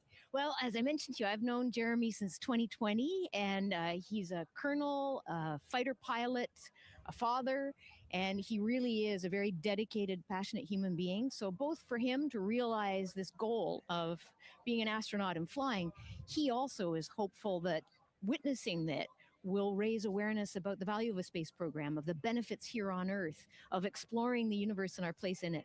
Wow, that's beautifully said. And really, this international collaboration has been going on for quite some time now. We've worked together in low Earth orbit and now going into deep space together. So why is it so important that we have these international partnerships? It makes us stronger. We can go faster and further together. Canada is one of the original signatories of the Artemis Accords, and Canada and the United States have been partnered for more than 60 years in space. Wow, that is phenomenal, Lisa. And this really is a team effort in many ways. We also have Jenny Gibbons. Yes. She'll be listening in on Capcom. What is her role going to be like? So Dr. Jenny Gibbons has been training all along as the Canadian backup with the Prime crew. Last night, she was in the Orion capsule checking out all of the communications, making sure all of the systems test out and work perfectly. And then she will be among the first lunar Capcom, helping the astronauts navigate during their mission. Wow, Lisa, that is so exciting. Any final words for the nation of Canada before today's mission? Just, we are so proud, so excited, and we can't wait to welcome Jeremy home. Fantastic. Lisa Campbell, thank you so much for being here today. Thank you, Jasmine. Of course. And with that, let's get back to NASA's Megan Cruz. And right now, Go ahead. ma'am. CBA press has been completed. Did you see any drop in pressure? And MS1, we saw just a little bit. It is just over 2,600 now. Copy. Thank you, ma'am. Again, a call out to mission specialist Christina Cook. Again, it was her responsibility to monitor the pressure on the counterbalance system that will help open the side hatch. And she did report a drop in pressure, but it seems like it's within nominal limits. Right. They might have had a small drop, but you know, we have a starting pressure and an ending pressure, and as long as the difference isn't too high, then we will take that. And the engineers know exactly what they're looking at for in terms of that delta pressure. And so again, that milestone on the checklist of things that have to happen before they launch today, that is complete. The crew, again, still inside comfortably as the closeout crew team work to close the side hatch. Again, a separate seal leak check, followed by a full cabin leak check, and then they will close the last abort system hatch.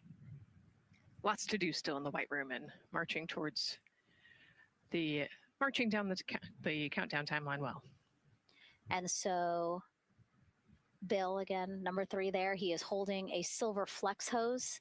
That hose is what will be connected to Orion in order to do that cabin leak check. So again, it does seem like we continue to march down through the milestones in this countdown.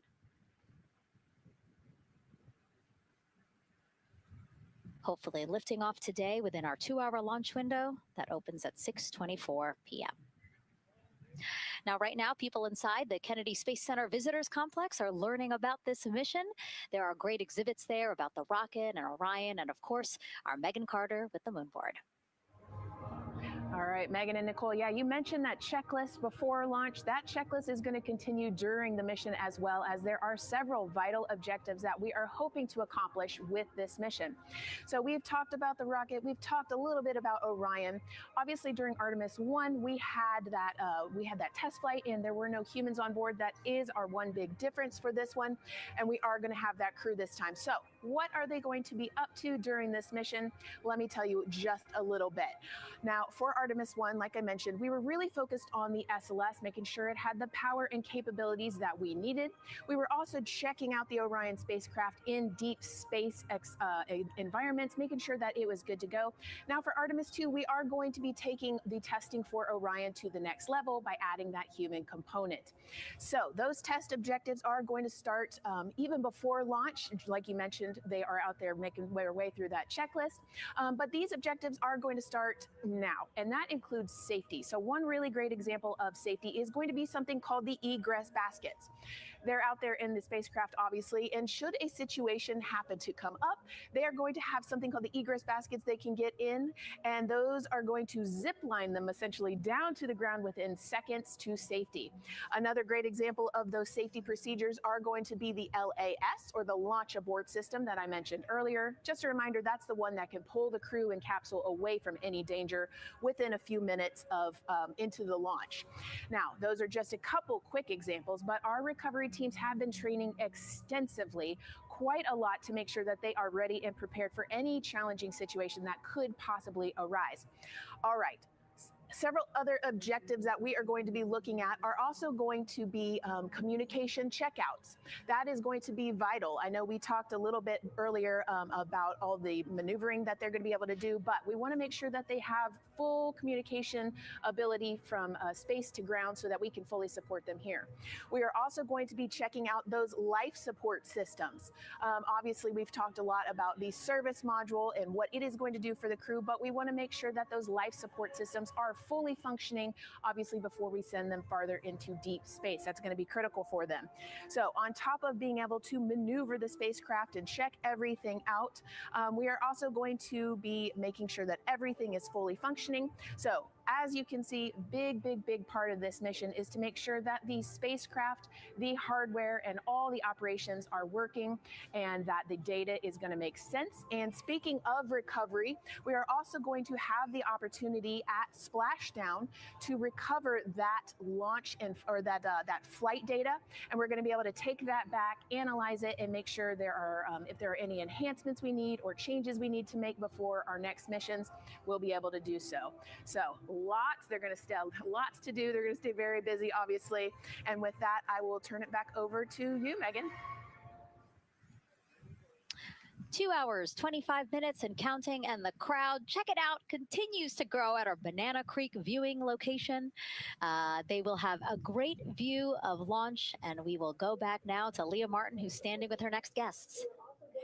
Hey, Megan. Yeah, we're surrounded by thousands of people, some here local from the Space Coast, but we actually have quite a few people who have traveled a pretty far distance to be with us today. I'm actually joined here by a group from the International Space Station Ambassadors Program who have come from all over the globe. Saku, you're here from Japan. You've come, Val, from Mexico, and then we have brother and sister Cosma and Jesco here who are visiting from Germany. You actually told me that you participated in the NASA Rover Challenge in Huntsville. How was that experience, and how is it kind of participating there in Alabama and then being here today? So it is an amazing experience because you meet so many young people with visions, with dreams, with ideas, which inspire you and motivate you. And it's even better to be here now to see the SLS launch because we are going back to the moon, and that's what we're working for. Absolutely. And, you know, the Artemis missions, we talked a lot about the Artemis Accords and this being an international effort. You were actually telling me, Saku, that you're interested in becoming an astronaut with JAXA, pursuing your PhD to be able to do that. Tell me a little bit about that. Yes, actually, I applied for the Japanese Aerospace Agency, the astronaut selection like 2 years ago, and then I didn't make it all the way, but I'm still working on it, and hopefully I can be at the launch pad sometime, and then I hope to go back to the moon and Mars, and yeah, I'm working on it. Absolutely incredible. And Val, you're here from Mexico. We were talking a little bit about women in space. This is a team who, you know, is predominantly made up of women. What is it like knowing that Christina is on that rocket right now, about to be the first woman to travel around the moon? I think that's such an amazing news. It's just so inspiring that we are taking the first Black person and also the first woman to the moon. It's just the first step in humanity and a big step in equality as well. Megan, a lot of excitement here, not just in Florida, but from around the globe. And we're keeping our eye on that rocket, and we're ready to see it lift off. Thanks, Leah. Yeah, a lot of excitement, but also a lot of inspiration. Again, this is part of, or a big part of the reason why. 130.6. Good readback. Aux 1 voltage 131.3. I copy 131.3. Again, those numbers you hear, they're referring to specific steps in the launch countdown that the crew have to step through in order to get us to launch today.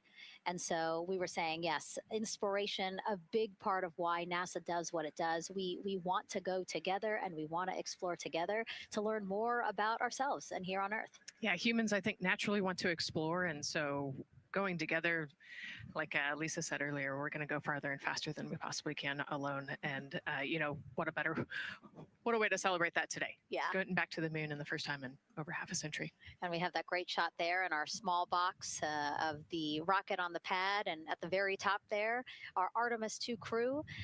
Right now, we know that the crew has begun the closeout crew has begun doing that cabin leak check. So they are currently pressurizing the cabin, and it sounded like it would take about 6 to 8 minutes for them to get to pressure, and then they have to hold that pressure for 5 minutes, right? Yes, that's correct. Yeah, so there's quite a bit of volume. You know, we talked about it being a 6-person tent. I think it's 330 cubic feet. Don't quote me on that number, but you know, they have to, like we talked about, take that initial pressure, wait 5 minutes, and take the second pressure. Yeah, and then it takes about 6 to 8 minutes again to depressurize the cabin. So this process will take a few minutes. Ascent switch configuration complete. OTC copies. Thank you. And then after the cabin leak checks, then they will finally close the last abort system hatch. So again, chugging along in the countdown, really excited to, again, continue to hear the crew's voice inside Orion, stepping through all the procedures. Yes, it's exciting to hear them making progress, right? It's all good news hearing the crew talk to the ground and working together to get to the launch. And what I think is really cool is that this is the first time NASA is going to have astronauts in low Earth orbit, but also in deep space at the moon. So here's a message from some of the crew aboard the International Space Station right now. Hello, Megan, and a big hello to everyone around the world counting down together to the launch of this historic flight test. If we weren't in microgravity, we would also be on the edge of our seats. Here on the International Space Station, all of us are honored to have the chance to wish our fellow explorers Godspeed. Throughout human history, the moon has sparked our imagination, curiosity, and wonder. With our return to the moon, we're not only going to be learning about its history, the history of our solar system and of our planet, but also about our place in the cosmos. We are so proud of the Artemis team and so excited for what you will see and learn on behalf of all of humanity during your trip around the moon. As we push the boundaries of exploration and expand our knowledge with scientific discovery, we advance our collective civilization together as one. Test flights are crucial to the mission of exploration. We all learn in test flight schools that the more challenging the missions are, the more incremental the tests should be. This Artemis 2 mission is one more increment on the way to further exploration. Thank you to the crew, our friends, for your dedication. And from the entire Expedition 74 crew, thank you to all of the teams that had a hand in getting the Artemis 2 mission to where it is today. Back to you, Megan, as the countdown continues. Oh, I love that so much. I just love seeing them there. And again, you have to remember the International Space Station is an orbiting lab. We learned so much there, and we're going to learn so much more from Artemis 2 because this isn't just a test flight. It's an opportunity to learn more about the moon, deep space, and how humans can live and work so far from home. So here are some of the science objectives that NASA hopes to accomplish with Artemis 2. Artemis 2 is our return of humans to the moon, flying around the moon on board Orion. But along with that, we're doing a lot of great science. One of the exciting things about the Artemis missions to the moon is that science is actually a fundamental pillar of why we explore, why we're going, what we're doing in Artemis. I think it's incredibly exciting that not only are we testing the vehicle, but we're testing science on board. Science where the astronauts are conducting experiments, science riding along with the astronauts.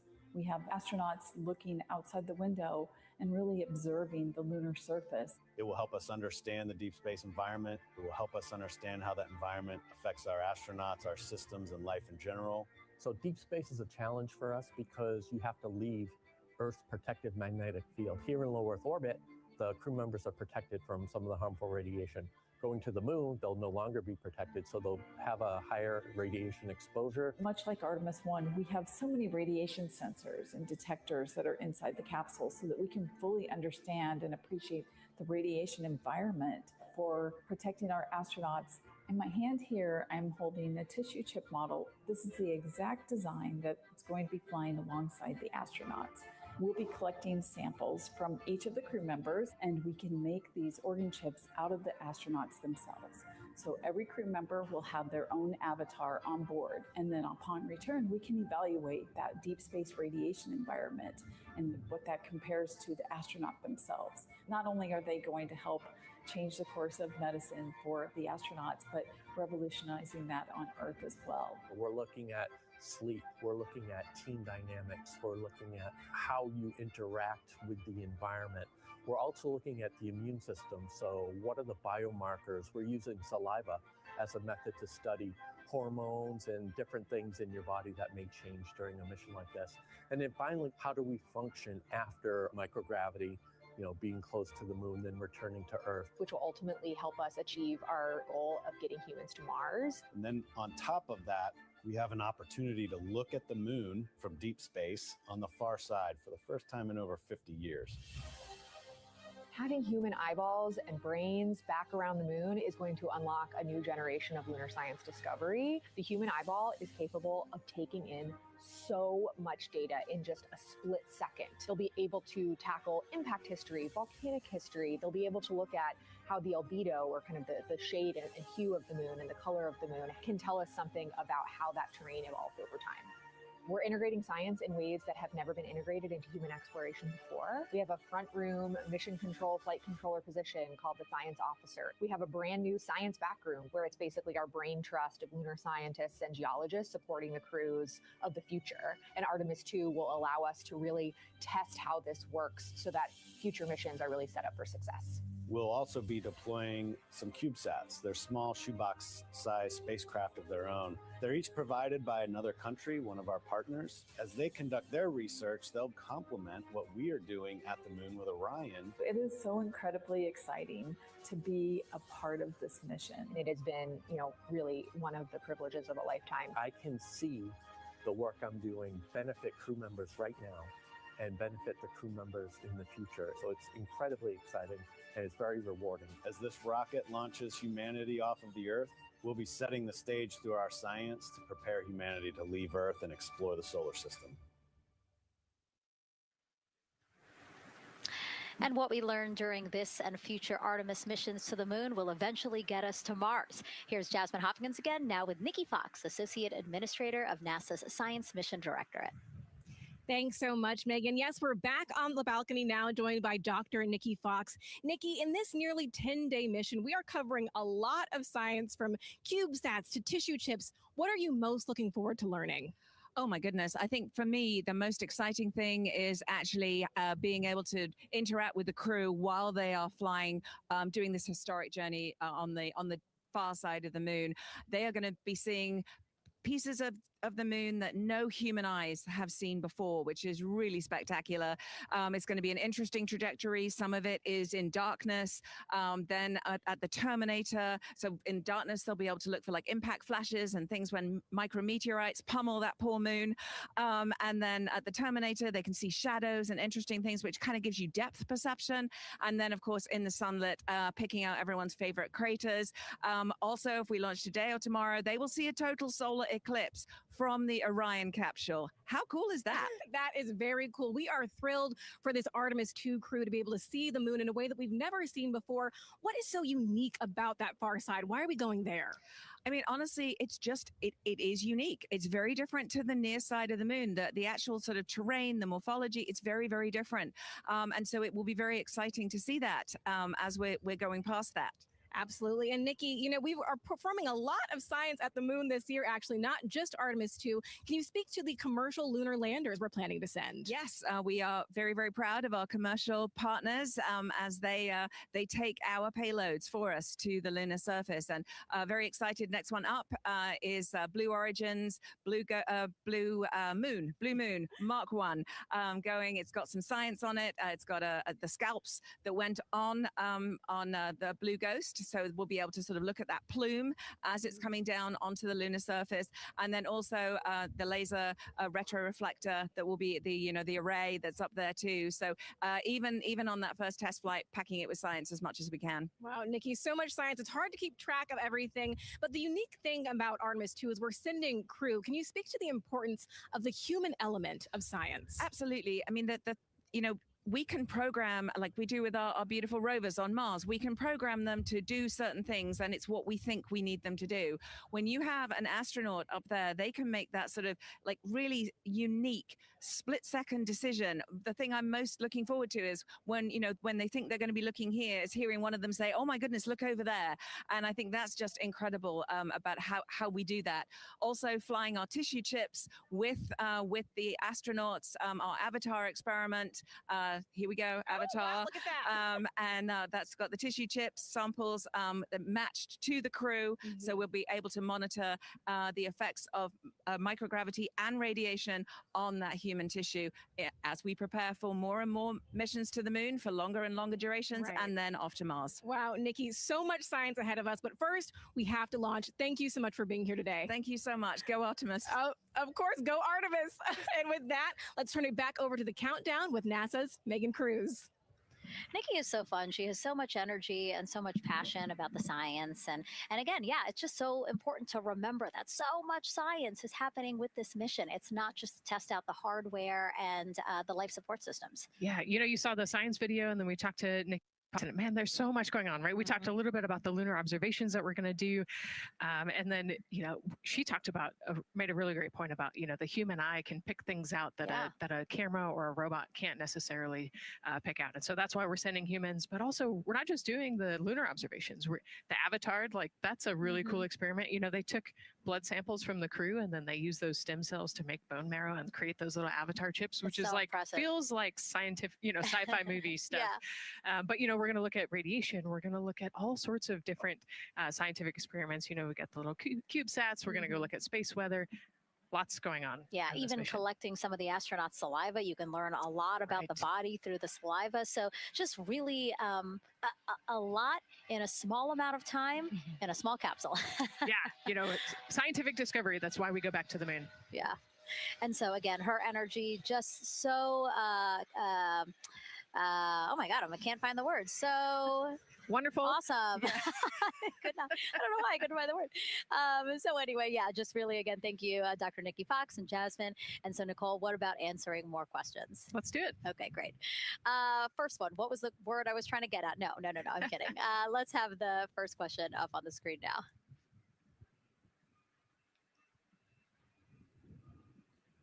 I know we got him.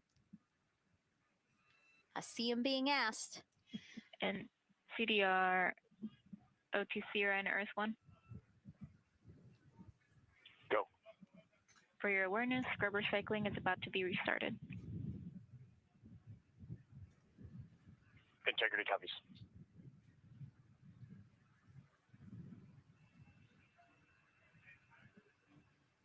All right, let's try that again. Can we get the next social question, please?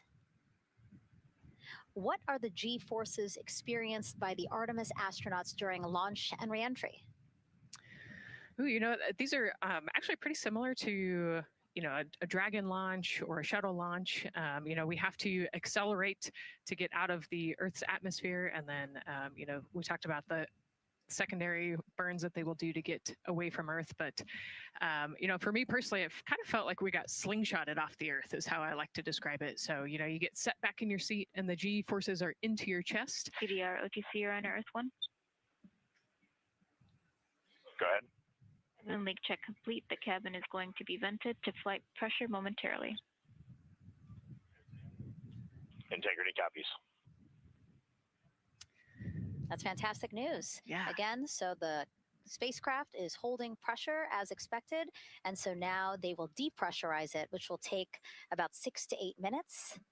Exciting. Yes. Yeah. Go ahead, Nicole. Like we talked about, continuing to march towards the launch. So the G-forces are into your chest, and it's kind of a slow build, and you can get all the way up to 4.5 Gs into the chest during the launch. And often they have to back off on the thrust a little bit so that you don't get too high in the G-forces. And especially as we go through kind of max Q or that max aerodynamic force. So as they get through the thicker parts of the atmosphere. And then very similar G-forces on the way home. So slow, steady build up to about 4.5 Gs as the rocket actually decelerates. You heard in one of the packages, when they come back, they're going to be going 7 miles a second. Gosh, that's and incredible. So you have to slow down somehow. And to do that, you have to actually, when you brake in a car, you feel those G-forces. And so for the astronauts, it'll just be, again, into the chest based on the orientation. Great. Thank you so much for that answer, Nicole, and for that question. We're going to continue to try to take as many as possible. Again, you know how to send them to us at NASA Artemis. But now we again have another question for you, for our audience. We want to know, what part of Artemis 2 are you most excited for?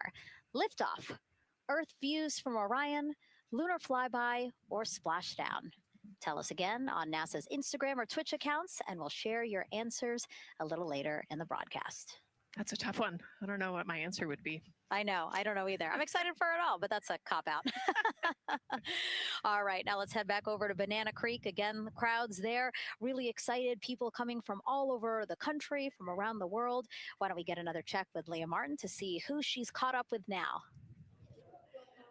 Well, Megan, we were a little while ago talking to some students from around the globe. Today, we're actually talking to some local students who are from right here, locally, Merritt Island in Titusville.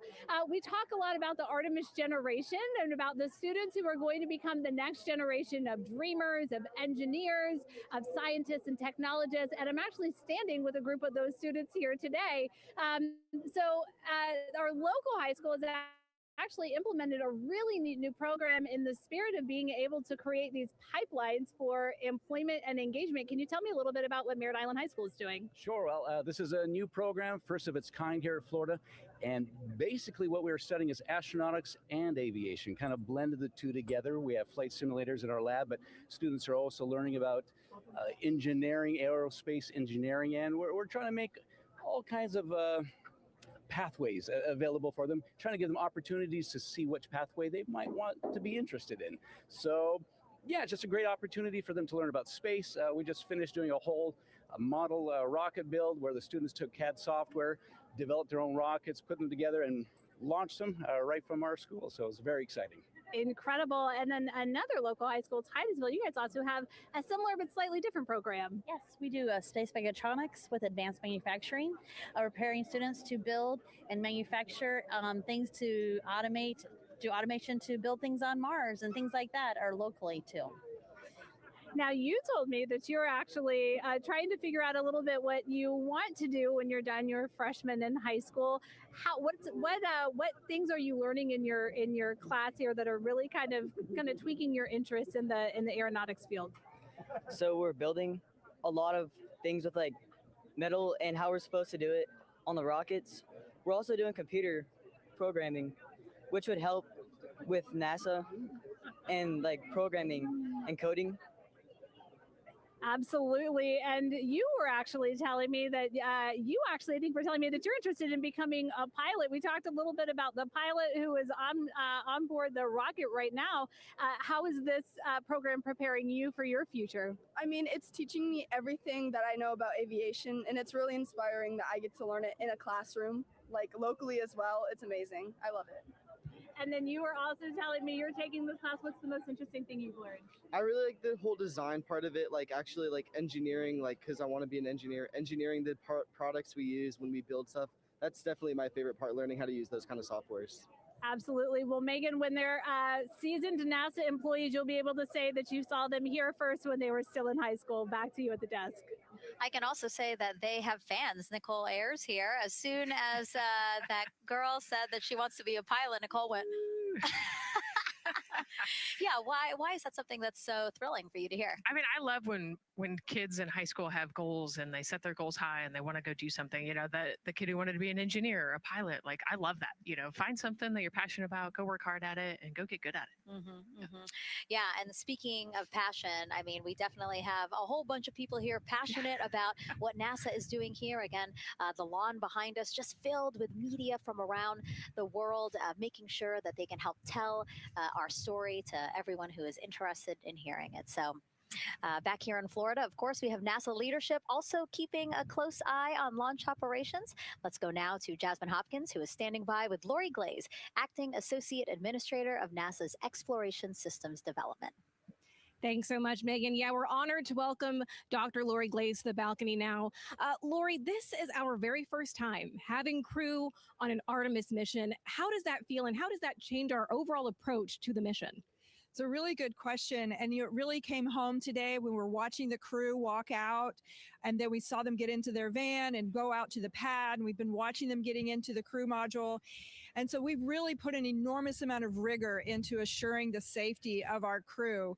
One of the most important things on this mission, different from Artemis 1, is we now have environmental controls and life support systems. One of the most important things we're going to do on this mission is test those out and make sure that we can keep our crew healthy and safe throughout their mission. We also on this mission have an activated launch abort system, which we had the system for Artemis 1, but it wasn't active.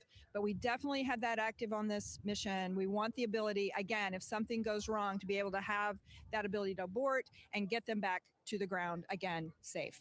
Absolutely, Lori. I mean, as you're driving home, safety is paramount here at NASA, and your program is responsible for all of these Artemis elements. We have the Space Launch System, Orion, ground system. So how do you get everybody cohesively on the same page for a day like launch? And that's a great question. And it's really been wonderful to watch our teams working together. We have the ground systems, which are kind of the bookends of our mission. The ground systems help prepare us to get the rocket ready to take off. They're doing all of the loading of the tanks right now and getting the crew into Orion. And then at the back end, they'll be there to recover the crew when they land in the ocean. But they know that their job is to make sure that that rocket is ready to go and that the crew module is ready to go.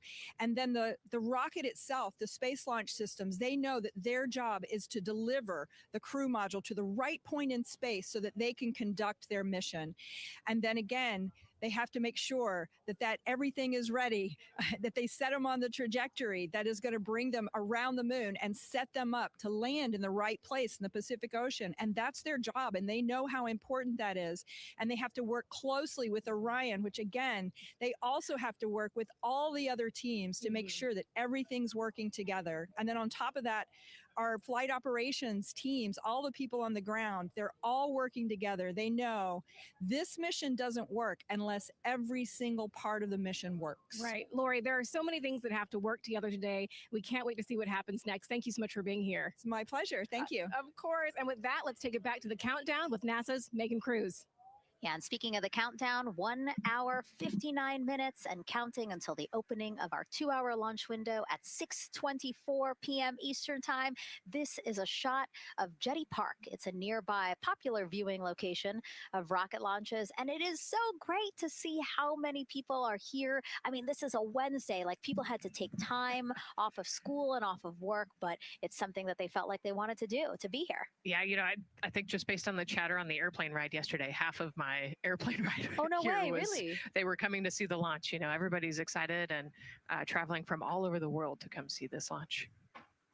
And it really is a great day. We had some sprinkles here in the crowd, but for the most part, I mean, it's just a beautiful day to witness history. It is, yeah, a little bit of sprinkles, but for the most part, the clouds are staying away, and you can see the blue sky behind us. So hoping for good weather in a couple hours. Absolutely. And so Dr. Lori Glaze mentioned what we learned from the Artemis 2 mission helps pave the way to sustained human presence on the lunar surface. So what are the objectives of this mission to eventually accomplish that? Let's check in with Gary in Mission Control for more. Thank you, Megan. Yes, the Ascent teams are here in Mission Control Houston, working through their steps to prepare for a go for launch. Right up here on the front board, we're watching the teams in the White Room work through their checklist and closing the hatch as we verify ours, working as one NASA team. What Dr. Glaze said about working across the teams throughout the nation is true. It takes one NASA team to bring everything together and accomplish the mission objectives. The Artemis 2 is designed as the first crewed test flight of NASA's Artemis campaign, sending astronauts into lunar space to validate systems, operations, and human performance ahead of a more complex lunar landing missions. NASA has identified an extensive list of mission and flight test objectives that serve as a checklist to verify the capabilities needed to land humans on the moon. For the Artemis 2 mission, there are 5 overarching priorities that cover the mission and flight test objectives. First is, of course, the crew. As the first crewed mission inside the Orion spacecraft, this mission serves to demonstrate the capability of safely sustain the flight crew throughout the mission, including launch, the deep space component, and return. Number 2 is systems. This mission brings it all together to validate the performance of all ground and flight systems needed for a long-term lunar campaign, from launch infrastructure to spacecraft operations in deep space. Third is hardware and data. We'll be gathering performance data as much as possible over the Deep Space Network, but we also aim to retrieve onboard data and hardware after splashdown to gather additional insight and improve future Artemis missions. Fourth is emergency operations. The crew and flight control team will be testing emergency systems such as abort procedures, rescue operations, and contingency responses. During the flight, astronauts will rehearse a number of these procedures to ensure that in the event of a real emergency, the planned procedures and operations are sound. And finally, there's subsystem validation. Engineers will be verifying subsystems across the board to ensure reliability across life support, propulsion, avionics, and navigation systems aboard the Orion spacecraft. Human spaceflight is a complicated endeavor that requires precision and competence across all disciplines. You may hear the phrase, human spaceflight is the greatest team sport, a few times in today's coverage, and it's absolutely true. Not only does it need mastery of specific components, but the integration extends across thousands of people and facilities around the world to come together and make it all work. A lot of the work from many people has led to this moment, a rocket at the pad with humans on board, ready to put everything we worked for to the test. I'm certainly excited about it. The teams here in this room are looking forward to supporting the mission, and I hope those watching are as excited as we are. We are following the countdown here in Mission Control Houston. Everything continues to look good, now inside 2 hours from the beginning of the launch window. With that, I will send it back over to you, Megan and Nicole. Hey, Gary, thank you so much. We are getting word that the launch team is working something that we would like to give you an update on. So let's get on over to Daryl. All right, thank you, Megan. And we are live in Firing Room 1 here at the Launch Control Complex. Yes, we are currently not working any constraints with regards to the rocket or the ground systems. But the launch team has been made aware of an issue that the range is working. And currently they're monitoring that work that is going on over at the range. We understand that that issue is related to the flight termination system. Now, the flight termination system, just to give you a quick explainer, every rocket has a flight termination system. It's the system that the Eastern Range here uses in order to send a destruct signal to a rocket in case it veers off path. So it's a very critical, important safety component in terms of how the range keeps the public safe here. We understand that the flight termination system, they're working an issue. And so as they continue to work that issue, they've asked for some assistance from the launch team to help verify some of the work that they're doing on their FTS system. And this is where it gets a pretty unique situation here. The assistance they've asked for is to verify what's going on with their system. They want to check it to see that the work they're doing is okay.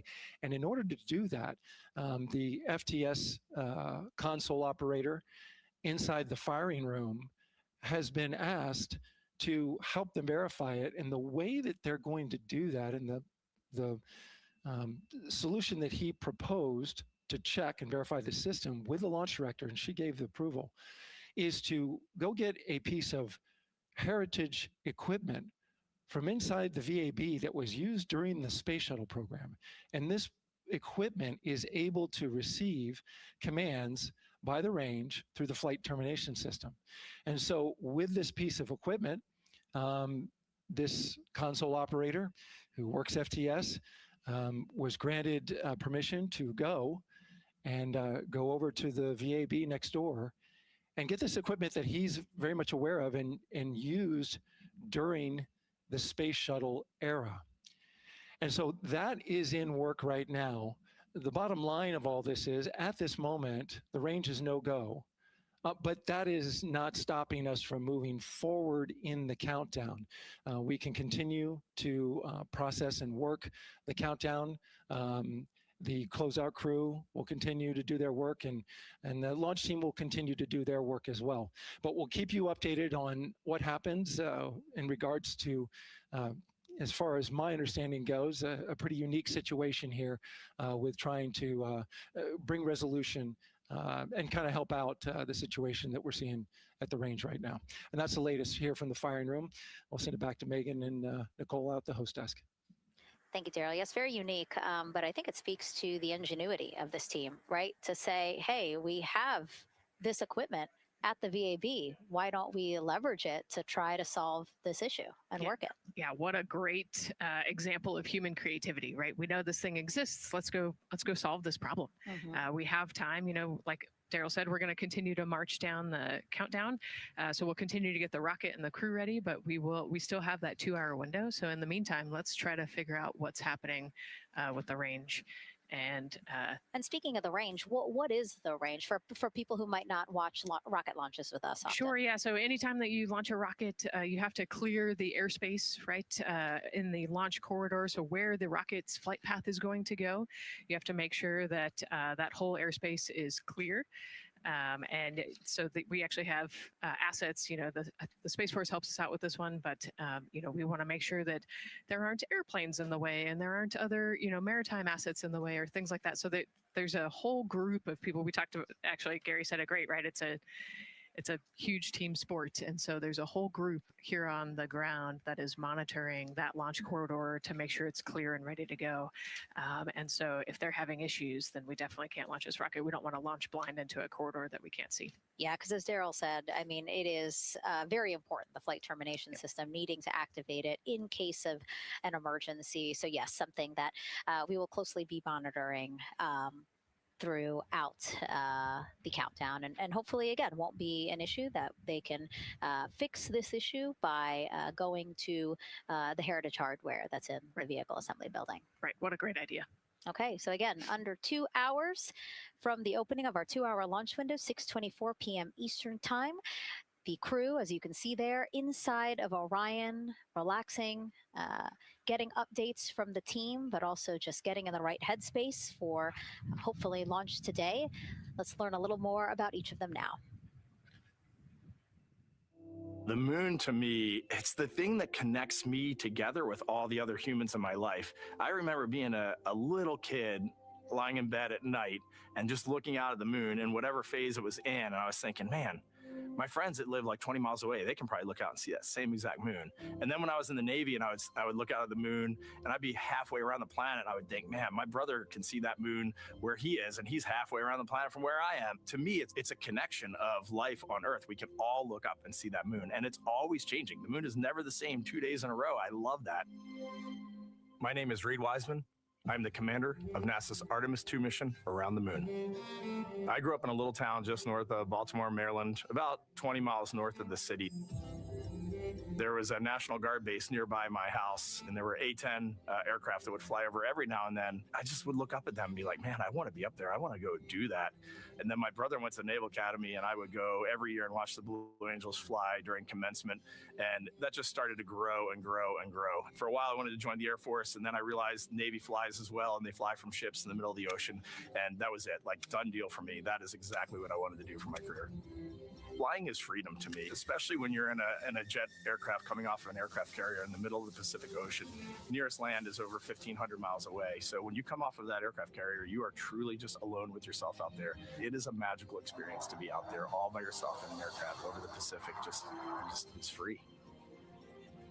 I think anybody who accomplishes something that they set their mind out to, there's no one thing that does it for them. It's a combination of everything. I mean, the way my parents raised me, the way my brother and I, the way our relationship developed over time, my friends, being in the marching band, going to college, setting my own course, learning how to live on my own, being mentored along the way, being, kept on the path to success, but being given the freedom to, make excursions and fail every now and then and regroup and carry on. I think all those things come together in the end to get you where you are. I've had to overcome, I'm a human being. I've had to overcome a lot of fears. I'm pretty scared of heights. I joked about that on the International Space Station, but it turns out I'm only scared like at the edge of a building. When you're up on the International Space Station, even though you're 250 miles up, I never had that feeling of falling or that I was, at risk up there. I just kind of loved the feeling of floating and looking down at Earth. There have been challenges all throughout my life. By far, the biggest challenge was losing my wife in 2020 to cancer and now raising 2 daughters who are grown up now, but that's been the biggest challenge by far I've ever had to face. It is not easy. Being an only parent, trying to work a full-time job, and raising 2 kids is something that I think about every single day. I'm very proud of the work I've done. I haven't always done it well, but I've always shown up and tried as hard as I possibly can. I do wonder what it's going to be like when we are really far from Earth and can see it. The sensation of being so far away from everything that you know. I had that sensation on the space station the first time I got to sit in the cupola for a really long time. So I can only imagine what that's going to be like from 200,000 plus miles away. My name is Victor Glover, and I'm the pilot for NASA's Artemis II mission around the moon. When I was in 4th grade, I was 10 years old, and that's when the Challenger accident happened. And it helped me understand how the general public felt about the astronaut corps, right? Like, these are the people that we want to be. And that just gave me an easy thing to strive toward. The biggest fear that I've had to overcome in my life is doubting myself. Going to college when no one in my family had gone to college was a huge risk. I had more confidence in my athletic ability than in my academic abilities. I could play football with those college students that I saw on TV. But my classmates that I saw in the lab and around the University Union, I didn't know if I had what they had. I think addressing that self-doubt was a part of, swinging for the fence and trying to go get an engineering degree, not just go to college, but get an engineering degree and then go do something challenging and technical like flying. Apollo is known for sending humans to the moon. Artemis has an opportunity to continue the Apollo story, but I actually think it's important for this story to stand on its own. Artemis is a new program, and we're trying to do new things. And it's great to compare and contrast. When you look at our spaceship, you can see parts that were designed, built, and integrated in another country. When you look at our crew, you see that our crew is international. There are also men and women. And I just think that comparing and contrasting makes the story even richer. The piloting role specifically, I will have an hour and a half or so where I get to fly the spacecraft by hand. We haven't flown that many spaceships. And so the ability to fly one actually in space on a test mission is just a really unique opportunity. I can't tell you how I'm going to feel when we fly by the moon and see the moon up close and the Earth from 250,000 miles away, but I don't use the word excited because I'm focused. What we do, this is very serious and it's very risky, and we are all intimately familiar with that risk. And so if we go out there and we're successful and we can pass that baton on to Artemis 3, that's something to really be excited about. I tell a story, which is one that my dad told me before the Apollo missions when he was just a very little boy. He was looking up at the moon with his mom, and his mom said to him, "Don't worry, Ronnie, we'll never get there." Fast forward maybe 70 years later, it's his daughter that's actually going there. And I think that long arc is something that we can all learn from. The idea that the seemingly impossible becomes possible if you just believe in it and are willing to work hard and come together to achieve it. My name is Christina Cook, and I'm a mission specialist for NASA's Artemis II mission around the moon. When I look back at my dreams as a kid, I definitely never thought I would actually get here. I was very pragmatic. Even though I'm a dreamer, I knew that the odds were way against me again, so I might as well do something I'm loving in the meantime. I definitely loved science and math in school and, did pretty well in those things, but I also loved being active. I was always outside. I loved things that made me feel small. I loved looking at the night sky, oftentimes between the pine tree branches, or I loved the ocean. North Carolina also has mountains, and when we go there, I just loved the vastness of all of those things. I loved how they made me feel and what they made me think about, and the vastness of the universe and how much out there was to learn. I'm drawn to exploring. I'm drawn to challenges that involve both mental and physical. And I'd much rather be solving problems wearing a whole lot of equipment and in a harsh environment. And that's just something I've carried with me ever since I was a kid. Thinking about the fears or challenges that I've had to overcome, there are just so many. I mean, basically, it's just been, that has been the journey. I always say to people, do what scares you. And that means I have to follow my own advice. So doing what scares me meant getting on a plane and going to the Antarctic, getting on a plane and going to study abroad in Ghana, applying to become an astronaut, opening the EVA hatch in the airlock and going out of it into the darkness, strapping myself onto a rocket. And so for me, I think that no matter what the challenge, recognizing that if people believe in you and you believe they believe in you, the challenges seem always a little bit easier. To me, the moon, it represents history. It is a witness plate. Everything that's ever happened to the moon is still written on the moon. Every single person has looked at the moon their entire lives. We see the same moon. That's something really special. It's just the epitome of a symbol of something that's in each of our hearts, but that's also represents exploration and reaching. I have this very distinct memory of seeing an image of an astronaut standing on the moon. It's burnt in my brain because I went back to it so many times in my childhood, and I would look at that image, and I know it had a huge impact on me that humans had walked on the moon. My name is Colonel Jeremy Hansen. I'm an astronaut with the Canadian Space Agency, and I'm a mission specialist on NASA's Artemis II mission around the moon. My elementary school years, I grew up on a farm outside of London, Ontario. I spent as much time as I could with my dad on the farm. I learned the value of hard work, for example. If I wanted to go to work with dad, it was going to be a long day and I was going to have to not complain, or I wasn't going to get to go the next day. I had a treehouse. I had a vivid imagination. And I changed my treehouse into a spaceship. I made all these dials and controls. I had circuit breakers for switches that I found in the barn. And I was exploring space in my imagination. The most important thing I did to get to where I wanted to go in life, which was flying fighter jets and eventually becoming an astronaut, is I shared those desires with other people. And it turns out, just like you don't go to the moon on your own, if you could, I would have done it a long time ago in my treehouse as a kid. You have to go as a team. I think the biggest impediment to achieving my goals was, of course, myself.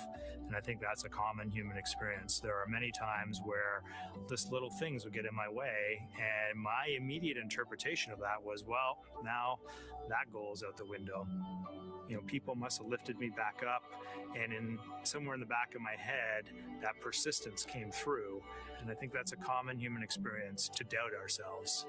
I've come to this realization that I believe that we all have gifts to contribute, and the goal is to figure out how to use your energy towards adding positively to humanity's existence on this planet. But I love it when humanity sets big goals, like sending humans to the surface of the moon with an eye to eventually going to Mars, because when we do that, we can bring together genius from not just even in one country, but around the world.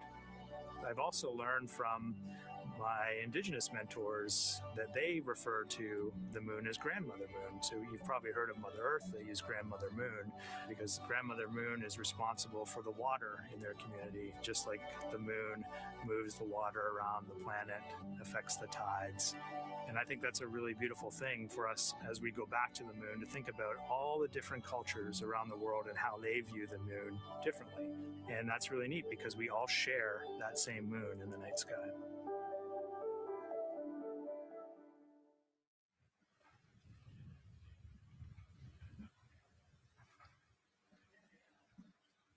One hour, 38 minutes and counting until the opening of the Artemis II launch window today, 6:24 p.m. Eastern Time.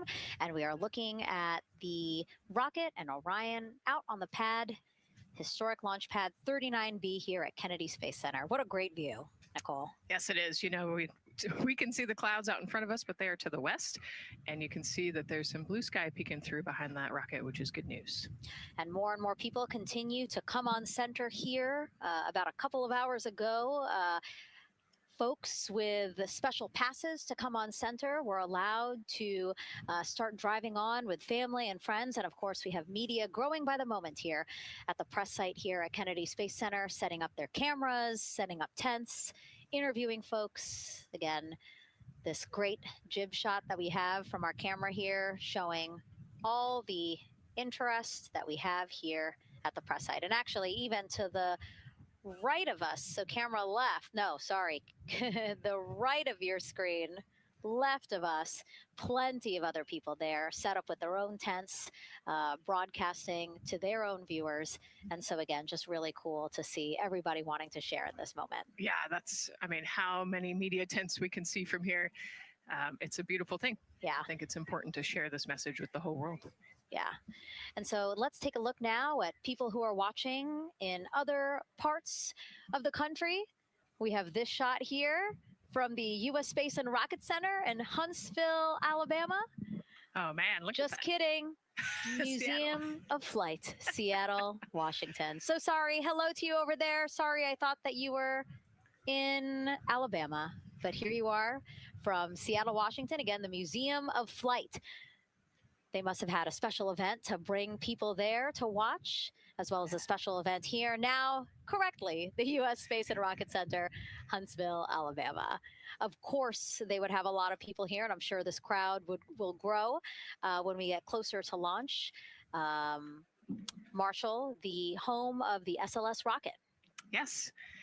Yeah, this is a great chat. You can see all the people there, and obviously you've got quite a few artifacts in there as well. Oh, now they know. Yes. Yeah, now they know. They're on the broadcast. That's too funny. Awesome. Hey, listen, it's all right. We can sit. We can sit and chill until we wait for the opening of the window. No, there they are. Yeah.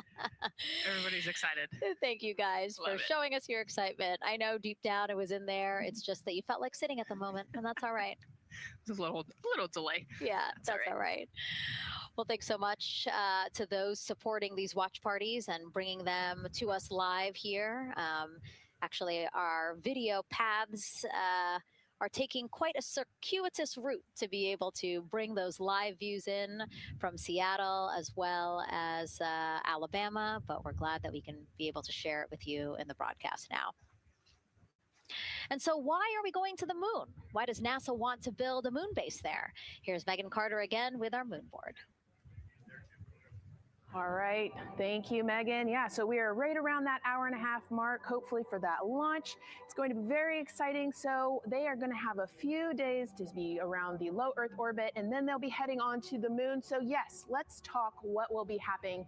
Why are we going to the moon? So obviously this is not going to be a landing, as we've discussed. They are going to be coming with 4,000 to 6,000 feet around the moon's surface, and this is going to connect us directly to our past. Those Apollo missions did have 6 lunar landings, and the Artemis campaign is looking to build on that past by going back to the moon, staying longer, and then going farther. So how are we going to do that, and why? We have obviously talked a little bit about that lunar South Pole, and we are focused specifically on the far side of the moon for this one for a specific reason. You might have guessed we're going to be looking for some resources, especially, and that's going to be water or water ice. That is going to be giving us some really critical pieces for future missions. And as you can see here, we have identified 9 potential landing zones. So this is going to be a critical objective for our crew. Depending on when they launch, it will determine what is going to be visible, but we do have these 9 landing zones right here around the Shackleton crater. And as you can see here, a lot of that area is deep and dark, and that is where we are going to be looking for that water ice, because that is obviously going to give us not just water to drink, but as we know, that can actually be converted into our propellant potentially, that hydrogen and oxygen. So that is going to make the moon a critical place for that moon base, because we want to think of it essentially as a backpacking trip. If you have your tent and your hiking boots and your camping stove and all your gear, you don't want to take that out and be on the trail for the first day and then try everything out. You're going to test things out a little bit closer to home before you go out on that adventure. And that kind of goes for us as well. So the moon is going to be critical for us in the future steps towards our lunar landings, and then also for going farther on to Mars in the future. It's going to set us up for that deep space exploration, and we can't wait to see what they see once they get to that flyby. But for now, we are, like I said, getting closer. So I'm going to turn it back over to you, Megan. Exciting stuff. Again, the idea of accomplishing a moon base, like as we've been saying, sometimes things just seem like science fiction, and it's amazing that we're making it science fact. Yes, yeah, we're going back. We're going to scout it out, and then on the future Artemis missions, we're going to put boots back on the moon for the first time in over half a century. But we're going to stay, and we're going to learn from the moon, and we're going to, as Megan talked about, the water ice, and harness that resource, and not only learn from the moon about Earth and about the solar system, but also figure out how we get to Mars from the moon. And so what we're seeing now back inside the White Room with the closeout team, they are removing basically fixtures that protected the crew module hatch while they did work around it, right, Nicole? Yep. Yeah, so anytime that you're moving around and working, there are some sensitive sensors and parts of the crew module that we don't want to kick or bump into, and so it's easier to just put a guard up while you're working in there and then take it down later. And so this is a visual cue for us that the team is getting ready to close the last hatch. Again, the launch abort system hatch. Can you tell us about what the LAS is?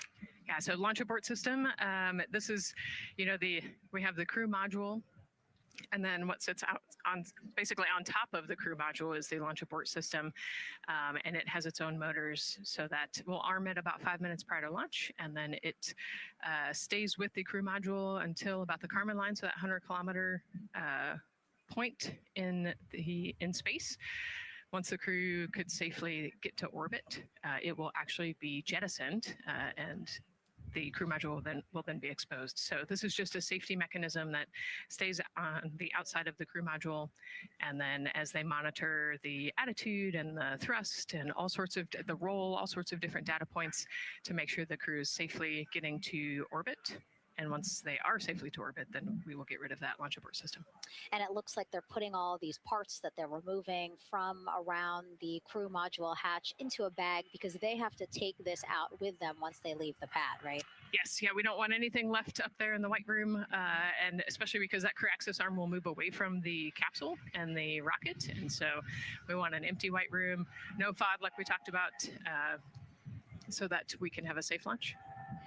And this orange tube that you see on the right side of your screen, that had been inside the crew module providing breathable air to the crew.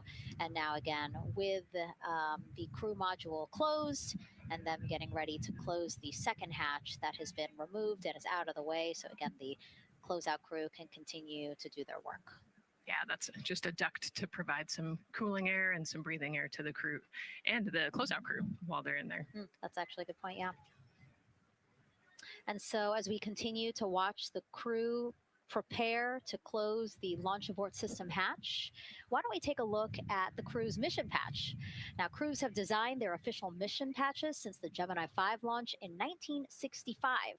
Reed, Victor, Christina, and Jeremy, they really wanted to play on the abbreviation of Artemis 2 to all, signifying not only the second major flight of the Artemis program, but also a mission to explore for all, by all.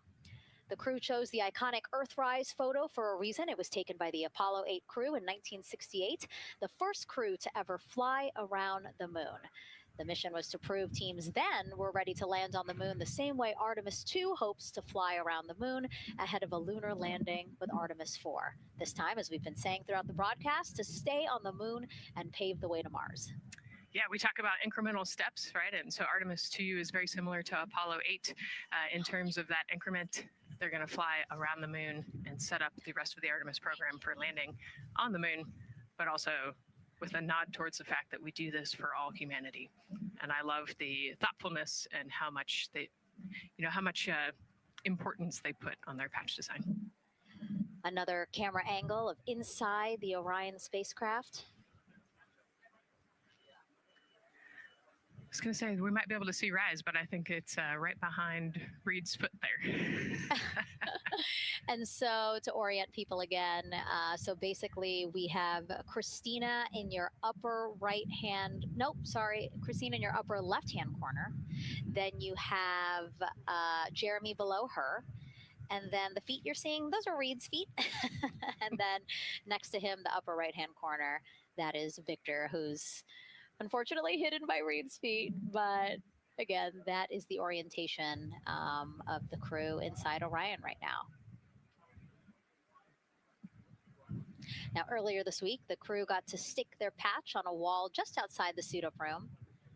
You can play that video there now. You can see that crews have been doing this as part of a pre-flight tradition again. Wow, Reed just making sure that thing won't come off. Flat. And so now Victor is signing there, followed by Christina,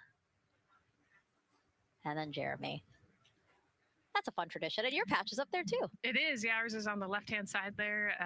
Yeah, it's a fun tradition. This is a really fun day too. You know, they did this a couple days ago, but it's just another step that makes it a little bit more real that you're going to be launching soon.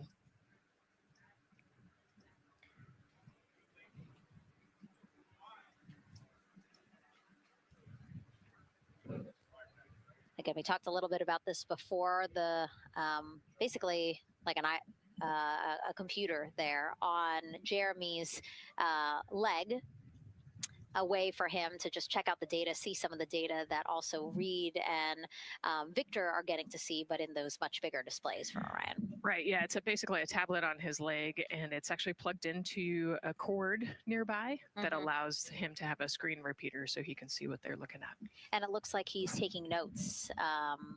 Can you talk a little bit about what that is? It's part of all of them have like a little procedural book, right? Right. Yeah. So they have what we call a knee board, and they'll have blank pages to take notes on. They might have a cue card or procedures, or they can be kind of custom built to what each crew member wants for their knee board. This mission, of course, built by people and companies in all 50 states, as we've been saying throughout the broadcast, and with our international partners as well. Let's take a look at some of the people playing such a big role in today's test flight. What we're doing here is a collaborative effort of hundreds of thousands of people. This is about the parts, the hardware, the software, the services, all coming together to make that mission possible. My dream for this space program is that we would not just push the boundaries, but that we push them together. And liftoff of Artemis 1. We rise together, back to the moon and beyond. It takes a team to do great things. And Artemis has an incredible team. We have international partners. We have commercial partners and industry partners. It takes unity to accomplish great things. And that's what this mission's all about. We're not sending our money to the moon and lighting it on fire. We're putting that money right back into the economy in ways that benefit everybody. So every dollar that comes out of the Treasury that goes to support this mission goes back into the Treasury 3 times. What is very important to me is that we do it the right way, and that we do it with our values, that our industries grow, that our communities grow, that our families are healthy and safe and have amazing things to work on. Then we're going to build machines to go even further onto Mars. That is our generation, the Artemis generation, that defines the starting point of our exploration future. I just want to say thank you to all of the hands that have touched a part of this program and the hearts that have moved everyone to this goal, because we're going to the moon and we're going beyond. One team. One team. One team. One dream.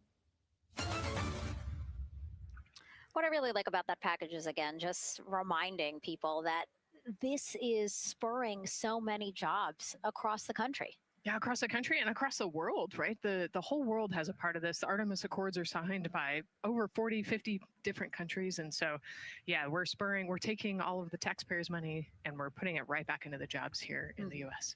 And the money, too. You know, when we have more disposable income because we have good paying jobs, that's money that goes back into our economy as disposable income. So really, it is just an ecosystem that NASA is proud to be a part of. Right. Not only is it about the money and the economy, right, but it's also about the science and what we're going to learn and exploration. You know, we, on top of all of those things, we benefit the economy as well. Obviously, Nicole is a wealth of knowledge. We're very lucky to have her. We're going to be tapping into that knowledge throughout the broadcast, and we have been for now close to 4 hours. So thank you, Nicole. I hope you're holding up okay. Yeah, I'm loving it out here. It's been great. Let's learn a little bit more about Nicole. Her first mission to space was actually last March. She launched from here at Kennedy Space Center as pilot of NASA's SpaceX Crew 10 mission to the International Space Station. And what a beautiful launch that was. She spent 148 days in space conducting science experiments that could benefit us on Earth. For example, one studied the physics of liquids, which could help researchers deliver medicines more effectively. She also conducted an almost 6-hour spacewalk to help upgrade the orbiting lab's power system.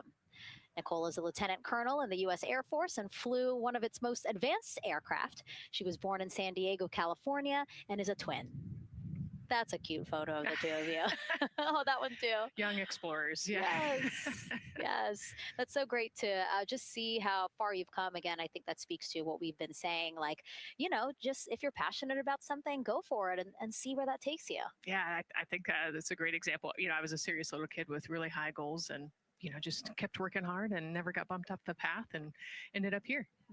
I think it's a testament to the human, like we talked about, if you're willing to work hard, be a good team player, you can really get anywhere you want in life. And that's what I love to talk about. Christina has mentioned similar things. And so it's been kind of a theme for the day. Yeah, definitely a theme for the day, a theme for the team. The team has said the same, the crew has said the same sort of things. So absolutely, Nicole, thank you so much for being here. And hopefully only a little bit more until launch today. Hopefully. So today's Artemis 2 test flight will mark only the 7th time NASA astronauts will launch on a new NASA spacecraft designed for crew. And then controlling the flight will be Mission Control in Houston. Our Gary Jordan is inside with flight controllers. Hey, Gary. Hey, Megan, you are right. This is a significant milestone, and we may be putting the names of a few more astronauts in the history books today. The Artemis 2 crew is set to launch today will join a select list of humans to fly in a spacecraft for the very first time. And Artemis 2, like missions before it, is a test mission. During ascent, the crew and the teams here in the room are prepared for a variety of scenarios. Some of these will be called out directly by Capcom's Stan Love during ascent, and some are a little more subtle. These calls can be split into 2 categories: alternate main engine cutoff or MECO targets and aborts. First, there are 2 alternate MECO targets, or AMTs. These note milestones to give flight control teams and astronauts an idea of what would happen after that moment should the core stage lose one of the main engines. First is AMT low. You won't hear it called out by the crew or Capcom since this happens right at liftoff.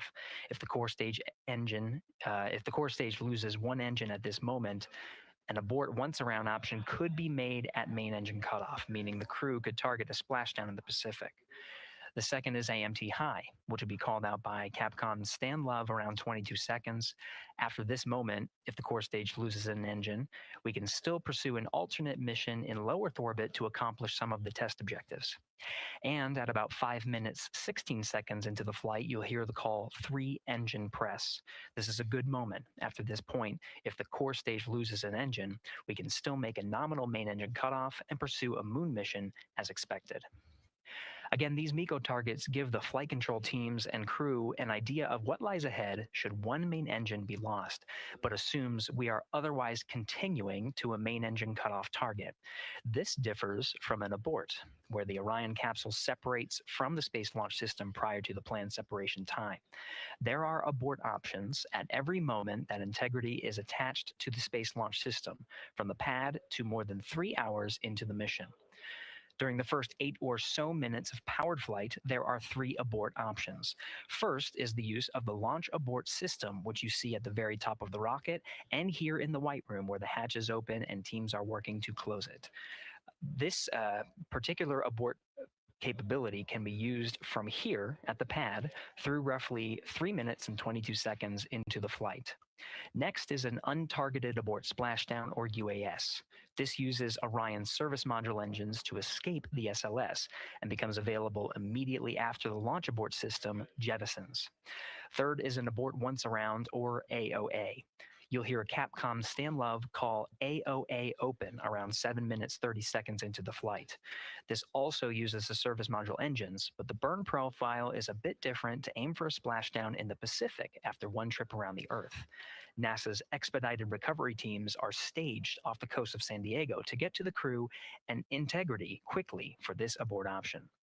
An AOA option continues to be available until solar arrays are deployed on the Orion service module a little more than 30 minutes into the mission. At this point, an abort to orbit, or ATO option, becomes available until separation from the upper stage around 3 hours and 23 minutes. Mission profiles can vary depending on when an ATO is executed in that window, but with power being drawn from solar arrays, it buys more time for astronauts and flight control teams to make decisions and stay in Earth orbit, return for a splashdown, or continue to the moon. The Artemis 2 crew and flight control teams are well trained on all of these scenarios, and the calls you'll hear to the crew on Orion to Earth may help them be in a ready state for whatever challenge may come their way. At this time, we're not tracking any significant issues here in Mission Control in Houston, Texas. That would be showstoppers for today's launch. We're continuing to, of course, monitor the countdown along the way MS1, and make sure all systems are go for when we reach T0. With that, I'll send it back to you, Megan, at the Kennedy Space All Center. right, we are ready for another reading if you are ready over there. Yes, sir. CBA is steady at 2,600 PSI. All right, copy that. And you know, the more times we ask you to do that, the closer we get to launch. So that's a good thing.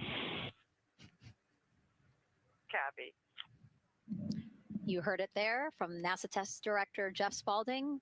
The more that they keep on asking her how the pressure is holding in the counterbalance assembly mechanism is a good thing, because it means we are getting closer to launch. So that's amazing news over the loops that we just heard on Orion to Earth 1. Again, that communication channel with the crew.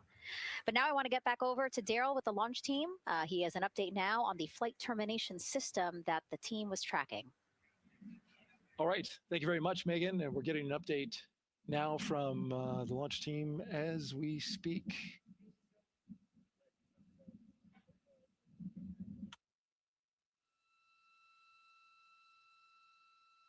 I stand by 1 second.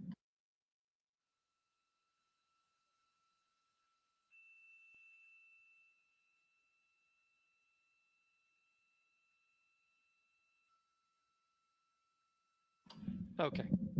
Sorry about that. We're just getting an update, in fact, about what I was about to report out on the range. And the good news is the range is go. So we reported that they were working to verify their equipment regarding the FTS system.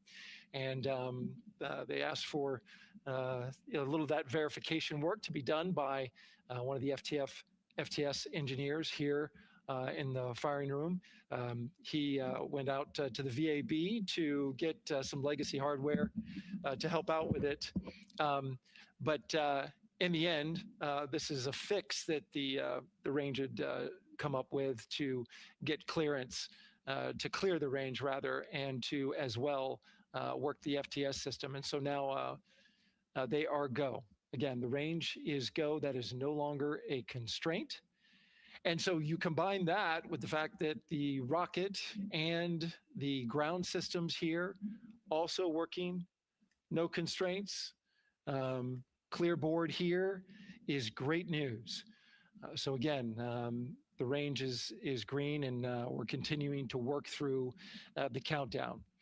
We got a weather update that came in to the launch director from Launch Weather Officer Mark Berger. He reported out that there's still a little bit of feisty weather activity that's happening up in the Titusville area. That's the city neighboring the Kennedy Space Center. Those showers had passed over Kennedy, and then now they're currently over in Titusville, currently still within that mile kind of constraint of flight through precipitation rule. But we're still far enough from the window that it looks like it won't be an issue. And in fact, we're seeing some good sunlight now breaking through onto the launch pad. As you can see, it's actually shining on the other side of the rocket here. But to the west, we're starting to see some of that clearing that was forecast. And so the launch weather officer held his forecast for 80% go for flight during our launch window tonight, which, as a reminder, is 6:24 p.m. Eastern Time until 8:24 p.m. Eastern Time.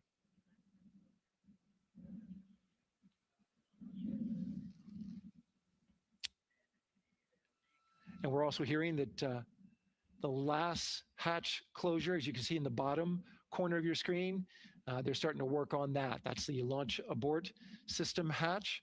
There are two hatches, the crew hatch and the launch abort system hatch, and the closeout crew that you see right there, right on time with their work as they go to shut.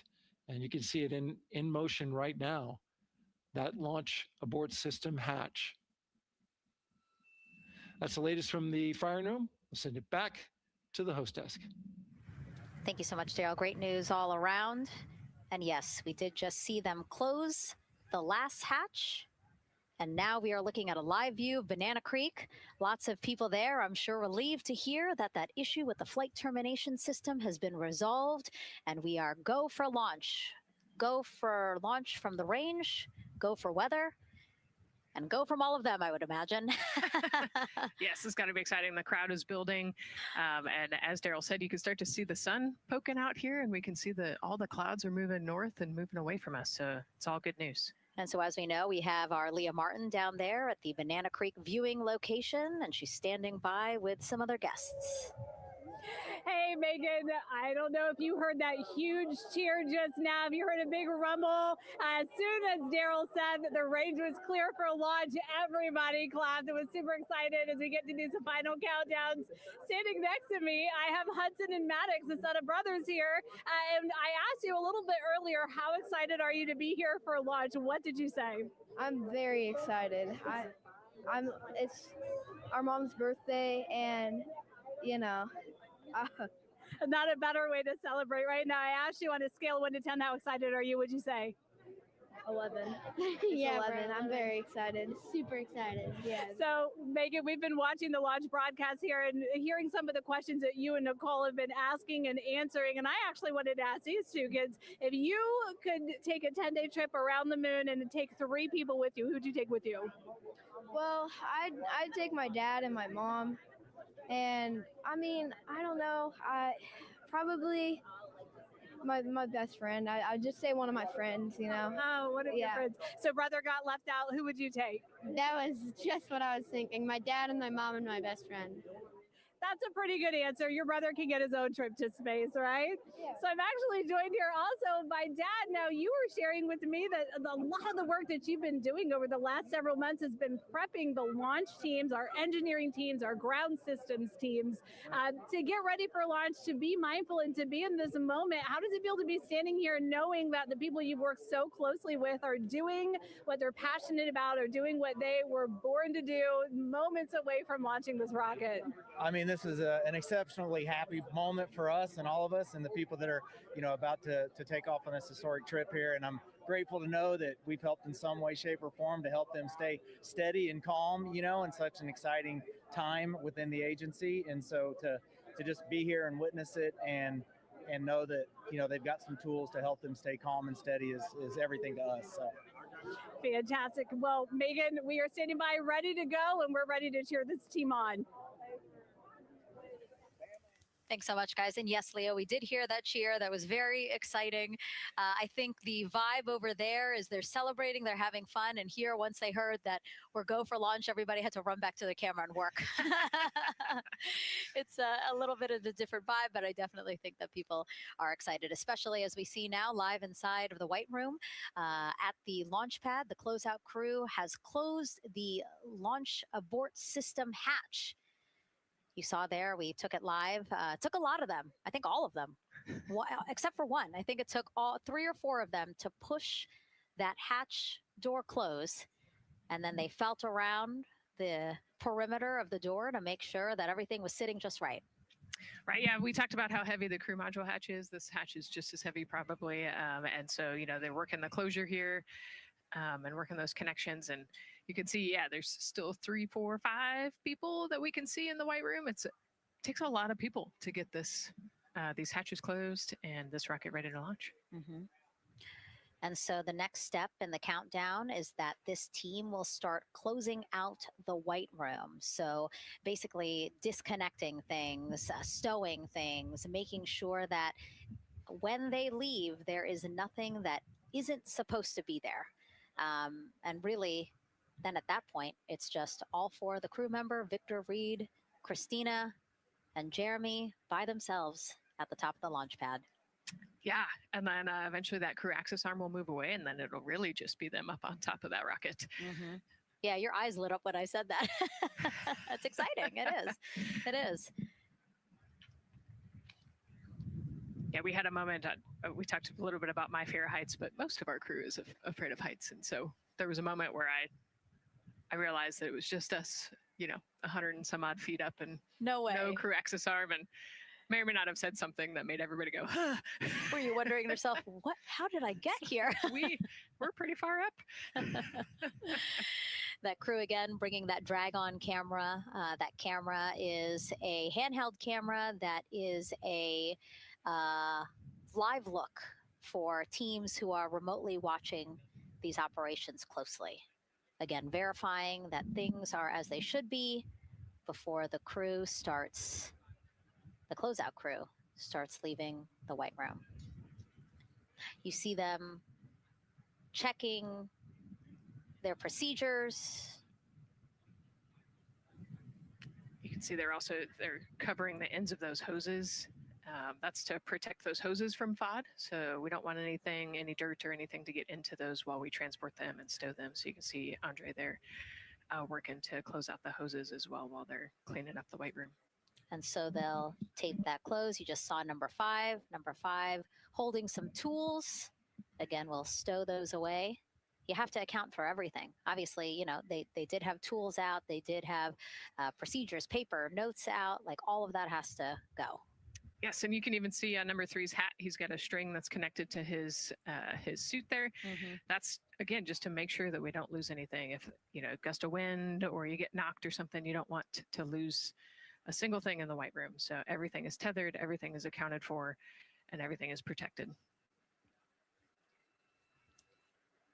The crew now, another live view of them inside Orion. Jeremy, Christina, and Reed and Victor on the right side of your screen. What do you think they're thinking right now, Nicole? Oh man, just over an hour to launch. You know, there's probably a little bit of a lull right now, monitoring some systems, but you can see Reed's got his feet crossed. So I think just trying to relax and, you know, pass the time by maybe thinking through the items that they're going to monitor through the launch, you know, the different jobs that each of them have throughout the launch. And once they get to orbit, you know, this first day on orbit is actually really busy for them. They've got, you know, 2 burns that they have to monitor. They've got to get the system set up and they've got to get the cabin set up. So there's a lot going on in the next 24 hours for this crew. I think they've got a couple sections where they get to take a nap, but I don't think they get a full night's rest for quite some time. So, yeah, you know, going through what's next. And so as we say that, I mean, imagine what it would be like to live in a spacecraft for 10 days. Let's take a look at what life will be like in Orion. Artemis 2 is our first crewed mission back to the moon since the Apollo program.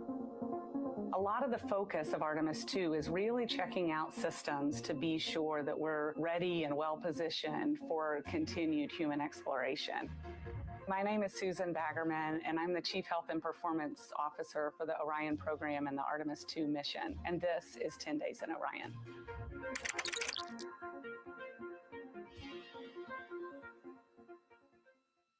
For this mission, the crew will launch in the Orion spacecraft on top of the Space Launch System rocket, or the SLS rocket. Once they've launched and achieved orbit, they'll continue on checking out many of the different critical Orion systems, check out some of the critical medical systems, and be sure that we understand how the crew would do that successfully within the volume of Orion. We also have, of course, systems to feed the crew. They have a potable water dispenser that they'll check out. And then we also have a food warmer, kind of looks like a suitcase that the crew can use to heat their food. They're also going to check out the flight wheel system. We'll have the crew perform some initial exercises. Part of that is to ensure that the flight wheel is actually working, but part of it is actually to be sure that our environmental control systems are actually working. For sleeping, the crew will sleep in sleeping bags. Some crew members like to be very tightly bound up, and some like to float very free. They'll use the toilet for the first time and be sure that it's able to flush. While they're on their journey, they'll do some testing that they quickly don their suit just to be sure that we would be ready in the future for an emergency. They'll also check out our radiation shelter. If we were to have a solar particle event, we would be asking them to take stowage out of the stowage bay and put it in some specific locations on the vehicle, basically for it to serve as shielding.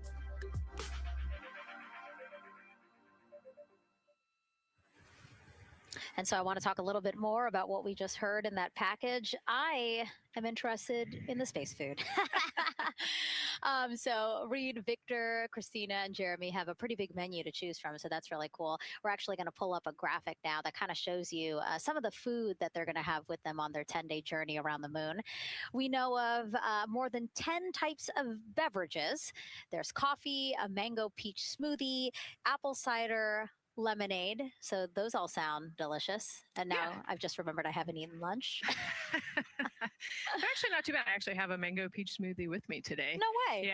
Yeah. So you can see they come in these little packets here, but it's just kind of a dried powder that you add water to. So this would actually, you'd add 175 milliliters of water and let it sit for 2 to 5 minutes, and then you can stick a straw in it. You saw in that package they put a straw on the top septum portion there, and then you can drink it.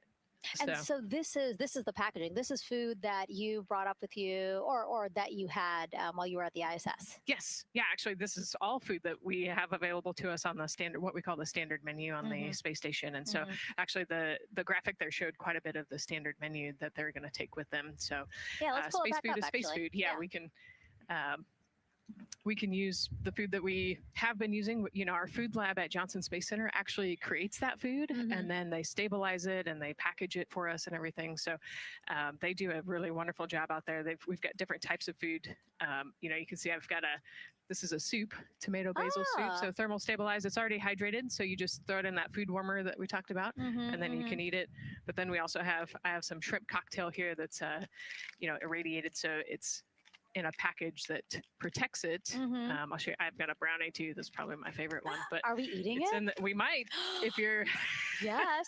Look, see, they want us to eat. I don't know what happened, but it worked out. Yeah. With what we were saying here. So it's in an outer package to help protect it against, you know, radiation, and then it's in this inner package. And so this cosmic brownie, actually, the trick, Anne McLean, my crewmate, taught me. The trick is you got to put this in the food warmer and get it nice and warm, and then you can get it. But so what we do is we just take scissors and you open it up, and then it comes right out. So these brownies are nice because they don't have a ton of crumbs, and so you can actually just eat it pretty easily in space. You know, if you imagine, that would not happen in space. It would not fall. But yeah, so we've got all sorts of things that you can actually eat. The menu's pretty good and pretty diverse on the space station, and then, as you saw, pretty diverse for Orion. Nice. Yeah, that's amazing. And again, here's a look at the crowd that's starting to continue to grow here as we get closer and closer to launch. We are now under an hour from the opening of our 2-hour launch window at 6:24 p.m. Eastern time. And so let's take some questions from social media. We haven't taken some of those for a while. You put that brownie away, Nicole, or I'm going to steal it. Nicole, we have another celebrity who submitted a question. Let's take a look. Okay. A quick question for the Artemis crew. What food from Earth would you bring with you into space? And why would it be lasagna? Because that's the greatest food. Again, not really a question. Yeah. Because he was like, it's lasagna. It's got to be lasagna. You know, there is lasagna on space station, and it wasn't too bad. Probably not my favorite food of all, but yeah, lasagna's not a bad option. It's a high calorie meal. If you're trying to, you know, carb load for a spacewalk or something, it's a great option. Yeah, I remember Christina saying that her favorite food on the menu, and actually, she was saying that she was getting in trouble because people kept on saying, you can't eat mac and cheese every day, Christina. You know, we mentioned the mac and cheese and brisket earlier. Man, I would put those two on a tortilla. That would be great. That sounds delicious, delicious. Well, thank you so much, everyone, for sending in those questions. For everyone from a 5-year-old that we got a question from to all the way to Roy Woods Jr. there, a comedian. So thank you so much. And if you're just joining us, welcome to the Space Coast of Florida, where we are counting down to liftoff of Artemis 2. You see a beautiful aerial shot there of our rocket on the pad. For the first time in more than 50 years, we are sending humans to fly around the moon and back, and we're taking you all of you with us on this next chapter of human spaceflight. I'm NASA's Megan Cruz, and this is NASA astronaut Nicole Ayers. Great to have you here, Nicole. Yes, this has been a beautiful day. Excited. We're continuing to march towards this launch. Yeah, and if all goes as planned, this crew could travel farther from Earth than any other humans before them and see parts of the moon no one has ever laid eyes on. How exciting. Yes. Exciting is an understatement, I think. That's true. We're going to see the far side of the moon for the first time by humans in a long time. It's important. And as the crowd again builds behind us, more activity that you're seeing here at the Kennedy Space Center press site. We also have a ton of people gathering around the world to watch this history-making moment. So let's take a look at those watch parties now. Oh. That crowd has grown. We checked with them probably like 30 minutes ago, and it was half that. But again, as we get closer and closer to launch, we are seeing more and more people gather together, wanting to experience this together and not just in a vacuum at home, you know? Yes, this is so exciting. Look at all of those people. Man. And now here we are back in Seattle, the Museum of Flight. Again, people gathered there to show their kid. We see someone walking in the second row there. His first crewed launch to the moon. How exciting. That is exciting. Hello, everyone. Woo! Oh, that's so great. And now let's get you up to speed on what's happened so far. Again, we are now within an hour of the opening of our launch window. So what has been happening so far today? Well, a lot. After waking up and grabbing a bite to eat, our Artemis II crew suited up inside the historic crew quarters, a tradition that dates back decades. Teams helped them into their custom Orion crew survival suits, and just like other crews before them, they gathered around the table for a card game to pass the time, but to also burn off any lingering bad luck before they walked in the footsteps of every NASA astronaut launching from Kennedy Space Center since Apollo 7 in 1968. They walked outside the Neil Armstrong Operations and Checkout Building to greet a crowd of family, friends, supporters before getting into their Astrovan for their security-escorted ride out to historic Launch Complex 39B. They got a close-up look at the SLS rocket, then walked across the crew access arm and climbed one by one inside their Orion spacecraft. After that, teams conducted final checks with the crew before closing both hatches, the crew module hatch, as well as what you're seeing there, the launch abort system hatch. And now we are back live at the pad where the closeout crew is getting ready to leave the White Room. They are now tethered, Nicole, because they are about to move some pieces that connect the Orion spacecraft to the White Room, correct? Yes, there's kind of what I would call a shroud. You can see them working that there. So it is actually connected, so that way the gap between the crew access arm and the crew module, and well, I guess that's the LAS there, is covered. But they're about to remove that so that the crew access arm is not connected to the rocket in any way, so that it can retract here in the next few minutes. And for how we're looking with the launch countdown milestones, let's go to Daryl Nail in the Launch Control Center. All right, thank you very much, Megan. And as you can see there, the finishing touches, as you've been talking about, to the LAS, which brings me to that subject, because we currently are hearing the launch team is working an issue that was reported out with the LAS. At least there's an issue apparently with a battery on the LAS. The engineer who is in charge of the launch abort system, sits on console here, reported that a temperature for one of the two LAS batteries is out of range. And although it's not a constraint for launch right now, it would be when that temperature is checked inside of T-minus 6 minutes, which is inside of terminal count. So right now, the team is working some troubleshooting on this issue. Going to follow, of course, along closely with what they learn. But again, a battery temp for one of the two batteries on the LAS is out of spec. And the team is working to understand, first of all, whether or not this may be a sensor issue, or is there an issue with the battery itself. So again, looking into it, troubleshooting and researching as we speak. With regards to the weather, we did get some good news there. Launch Weather Officer Mark Berger reporting to the launch director that the weather chances have now improved for the window. We are up to 90% go, which is great news. Again, 90% go. That is up from the 80% that we started when we had the first weather forecasts come out officially 3 days ago. And so that is great. And for anybody who's here in the launch area knows that is certainly viewable. They can see that by just looking up. So we're getting some good clearing as forecast. And then just a reminder for those people who are watching the launch from the nearby area that if you're watching on an internet-enabled device, just remember that there may be a little bit of a delay. Can't tell you how much of a delay, but since it's on an internet device, sometimes this broadcast might be a little behind what you're actually seeing. So just keep that in mind as you are watching. Don't wait to the last second to run outside if you're inside your RV or your camper or your house. That's the latest here from the firing room. Of course, we'll keep track of that last battery issue. We'll send it back now to Megan and Nicole at the host desk. Two of them there had to be tethered to the inside of the white room, because obviously now we have detached the white room from the Orion spacecraft. Yes, that view is quite something. Yeah, spectacular. Yep. Oh no, I'm sorry, I forgot. Nicole's scared of heights.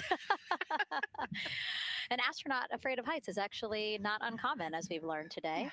But yes, so obviously, again, things proceeding as we march closer to the opening of our 2-hour launch window at 6:24 p.m. Eastern Time. Again, the closeout crew just finishing up those last couple of things they have to do before leaving the white room and then leaving the pad, leaving only the 4 Artemis 2 crew members inside the spacecraft by themselves at the pad.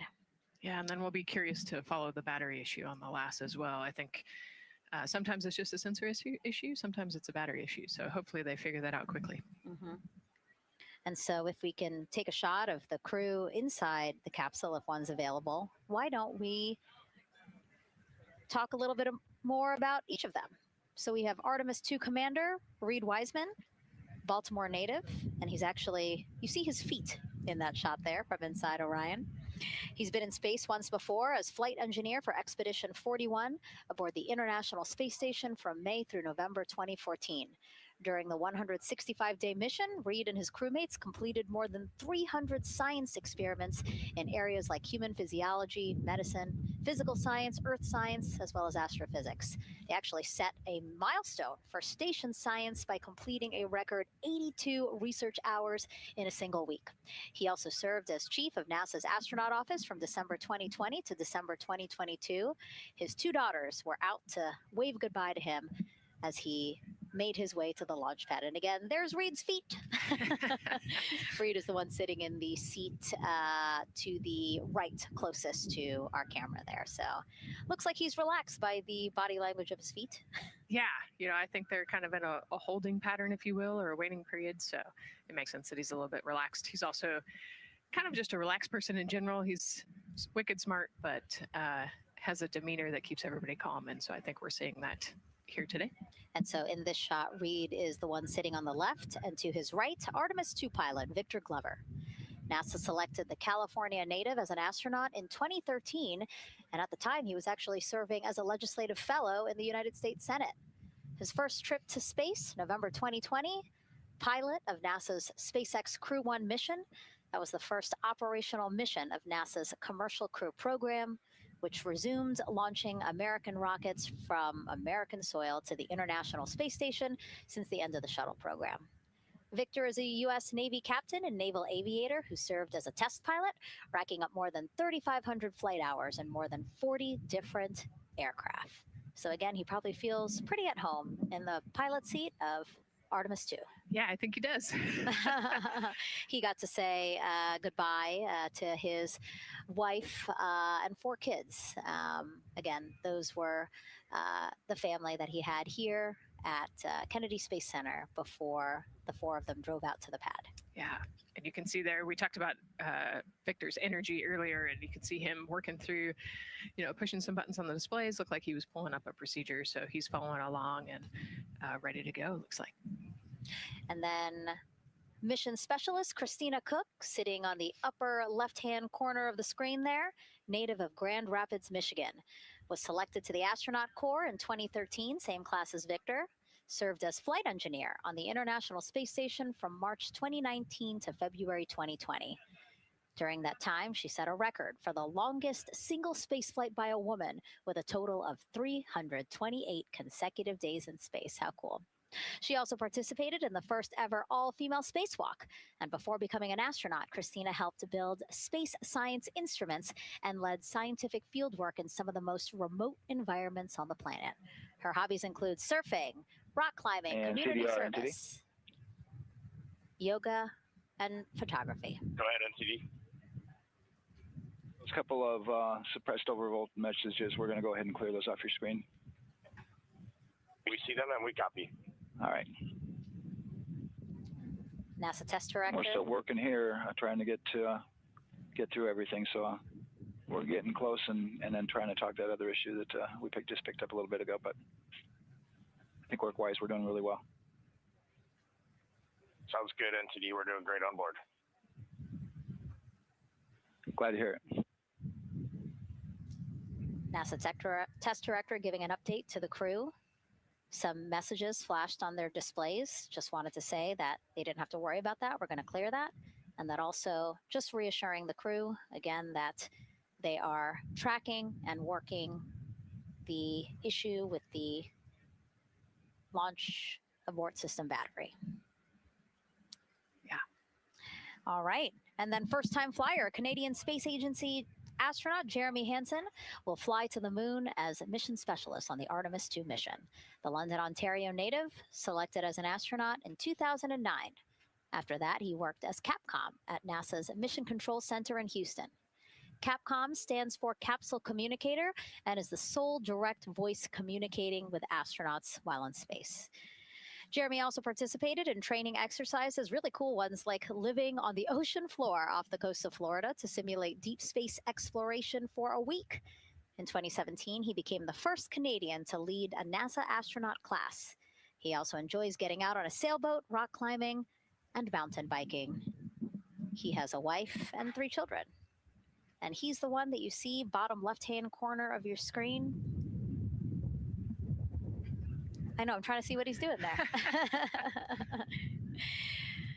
Christina's looking too. And so there is your Artemis 2 crew inside the Orion spacecraft. And this is actually the 7th time NASA astronauts will launch on a new NASA spacecraft designed for crew. And if you're wondering about the first 6 crewed test flights, here they are.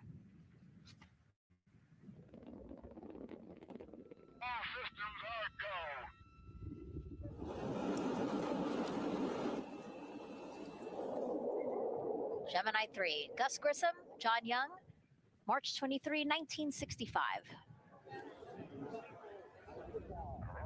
Apollo 7, Wally Schirra, Don Isley, Walt Cunningham, October 11th, 1968. Space Transportation System, or STS-1, John Young, Robert Crippen, April 12th, 1981. Then NASA's SpaceX Demo 2, Doug Hurley, Bob Behnken, May 30th, 2020, followed by NASA's Boeing crew flight tests. Butch Wilmore, Sonny Williams, June 5th, 2024. And now,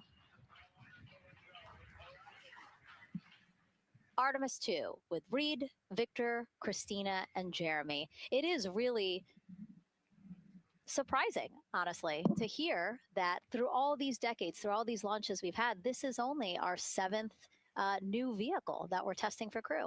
Yeah, you know, we have so many different missions that we think about and we talk about, but really 7 vehicles that we've tested and that we're flying. You know, I like to think of spaceflight really as a permanent test, right? We have, you know, hundreds of missions or so. You know, an airplane that gets tested and then flown has thousands of data points. And so really spaceflight is always going to be in the test field.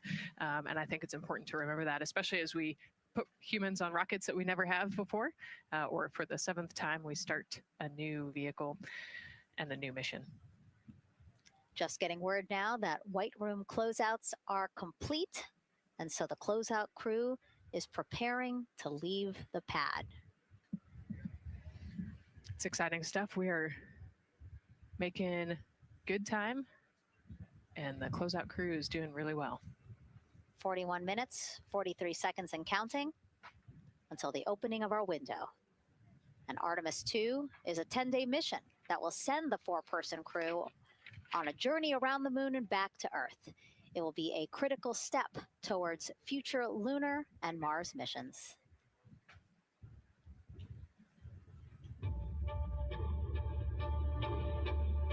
We're going back to the moon because it's the next step in our journey to Mars. We need to go explore the moon. There's vast regions of unexplored areas with the coldest, darkest places in our solar system. This is a test mission, and when we get off the planet, we might come right back home. We might spend 3 or 4 days around Earth. We might go to the moon. That's where we want to go, but it is a test mission, and we are ready for every scenario as we ride this amazing space launch system and the Orion spacecraft. But another reason we're going back to the moon is to fulfill NASA's mission, which is to explore the unknown in air and space, to innovate for the benefit of humanity, and to inspire the world through discovery. And when we succeed and when we accomplish the things that we set out to accomplish, that inspiration not only can set up new things to happen, but it also is a reminder in tough times that we're capable of doing great things when we work together. The thing I love about the moon is that it's not just a beacon for exploration and this platform of possibilities for incredible missions like this, but it has benefits. That's actually why we're racing towards it.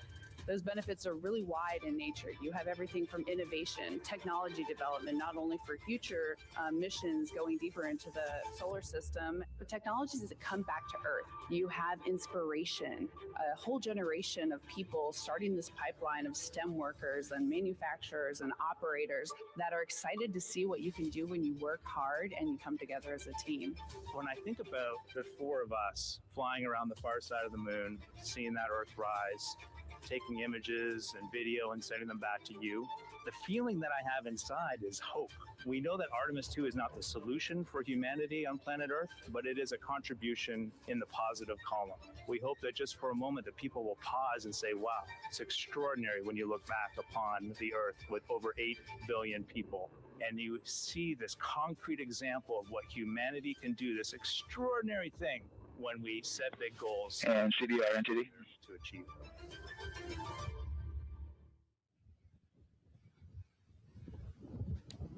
And so Mission Control Houston will control the flight of Orion after a liftoff here at Kennedy Space Center. Here's Gary Jordan, who's embedded with that team. Gary, you might have to pause because we did just hear a call out to the commander in Orion.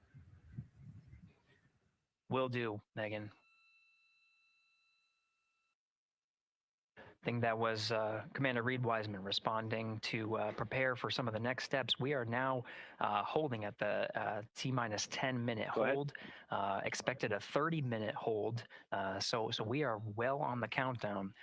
We are well on the timeline to meet this L-minus time and launch towards the beginning of the window, but continuing to track progress along the way.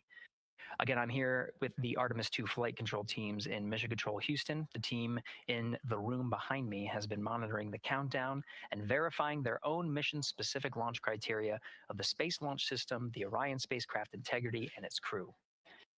During the final poll before launch, if all looks good from each of the flight controllers in this room, Flight Director Judd Freeling will report a go for launch from Houston Flight. Upon liftoff, teams here take control of the mission and communicate with the crew while they fly on the Space Launch System. This phase of flight is highly dynamic, and each console position has a dedicated and important role of looking after critical systems. You'll hear calls from Capcom and NASA astronaut Stan Love in this room to the Artemis 2 crew.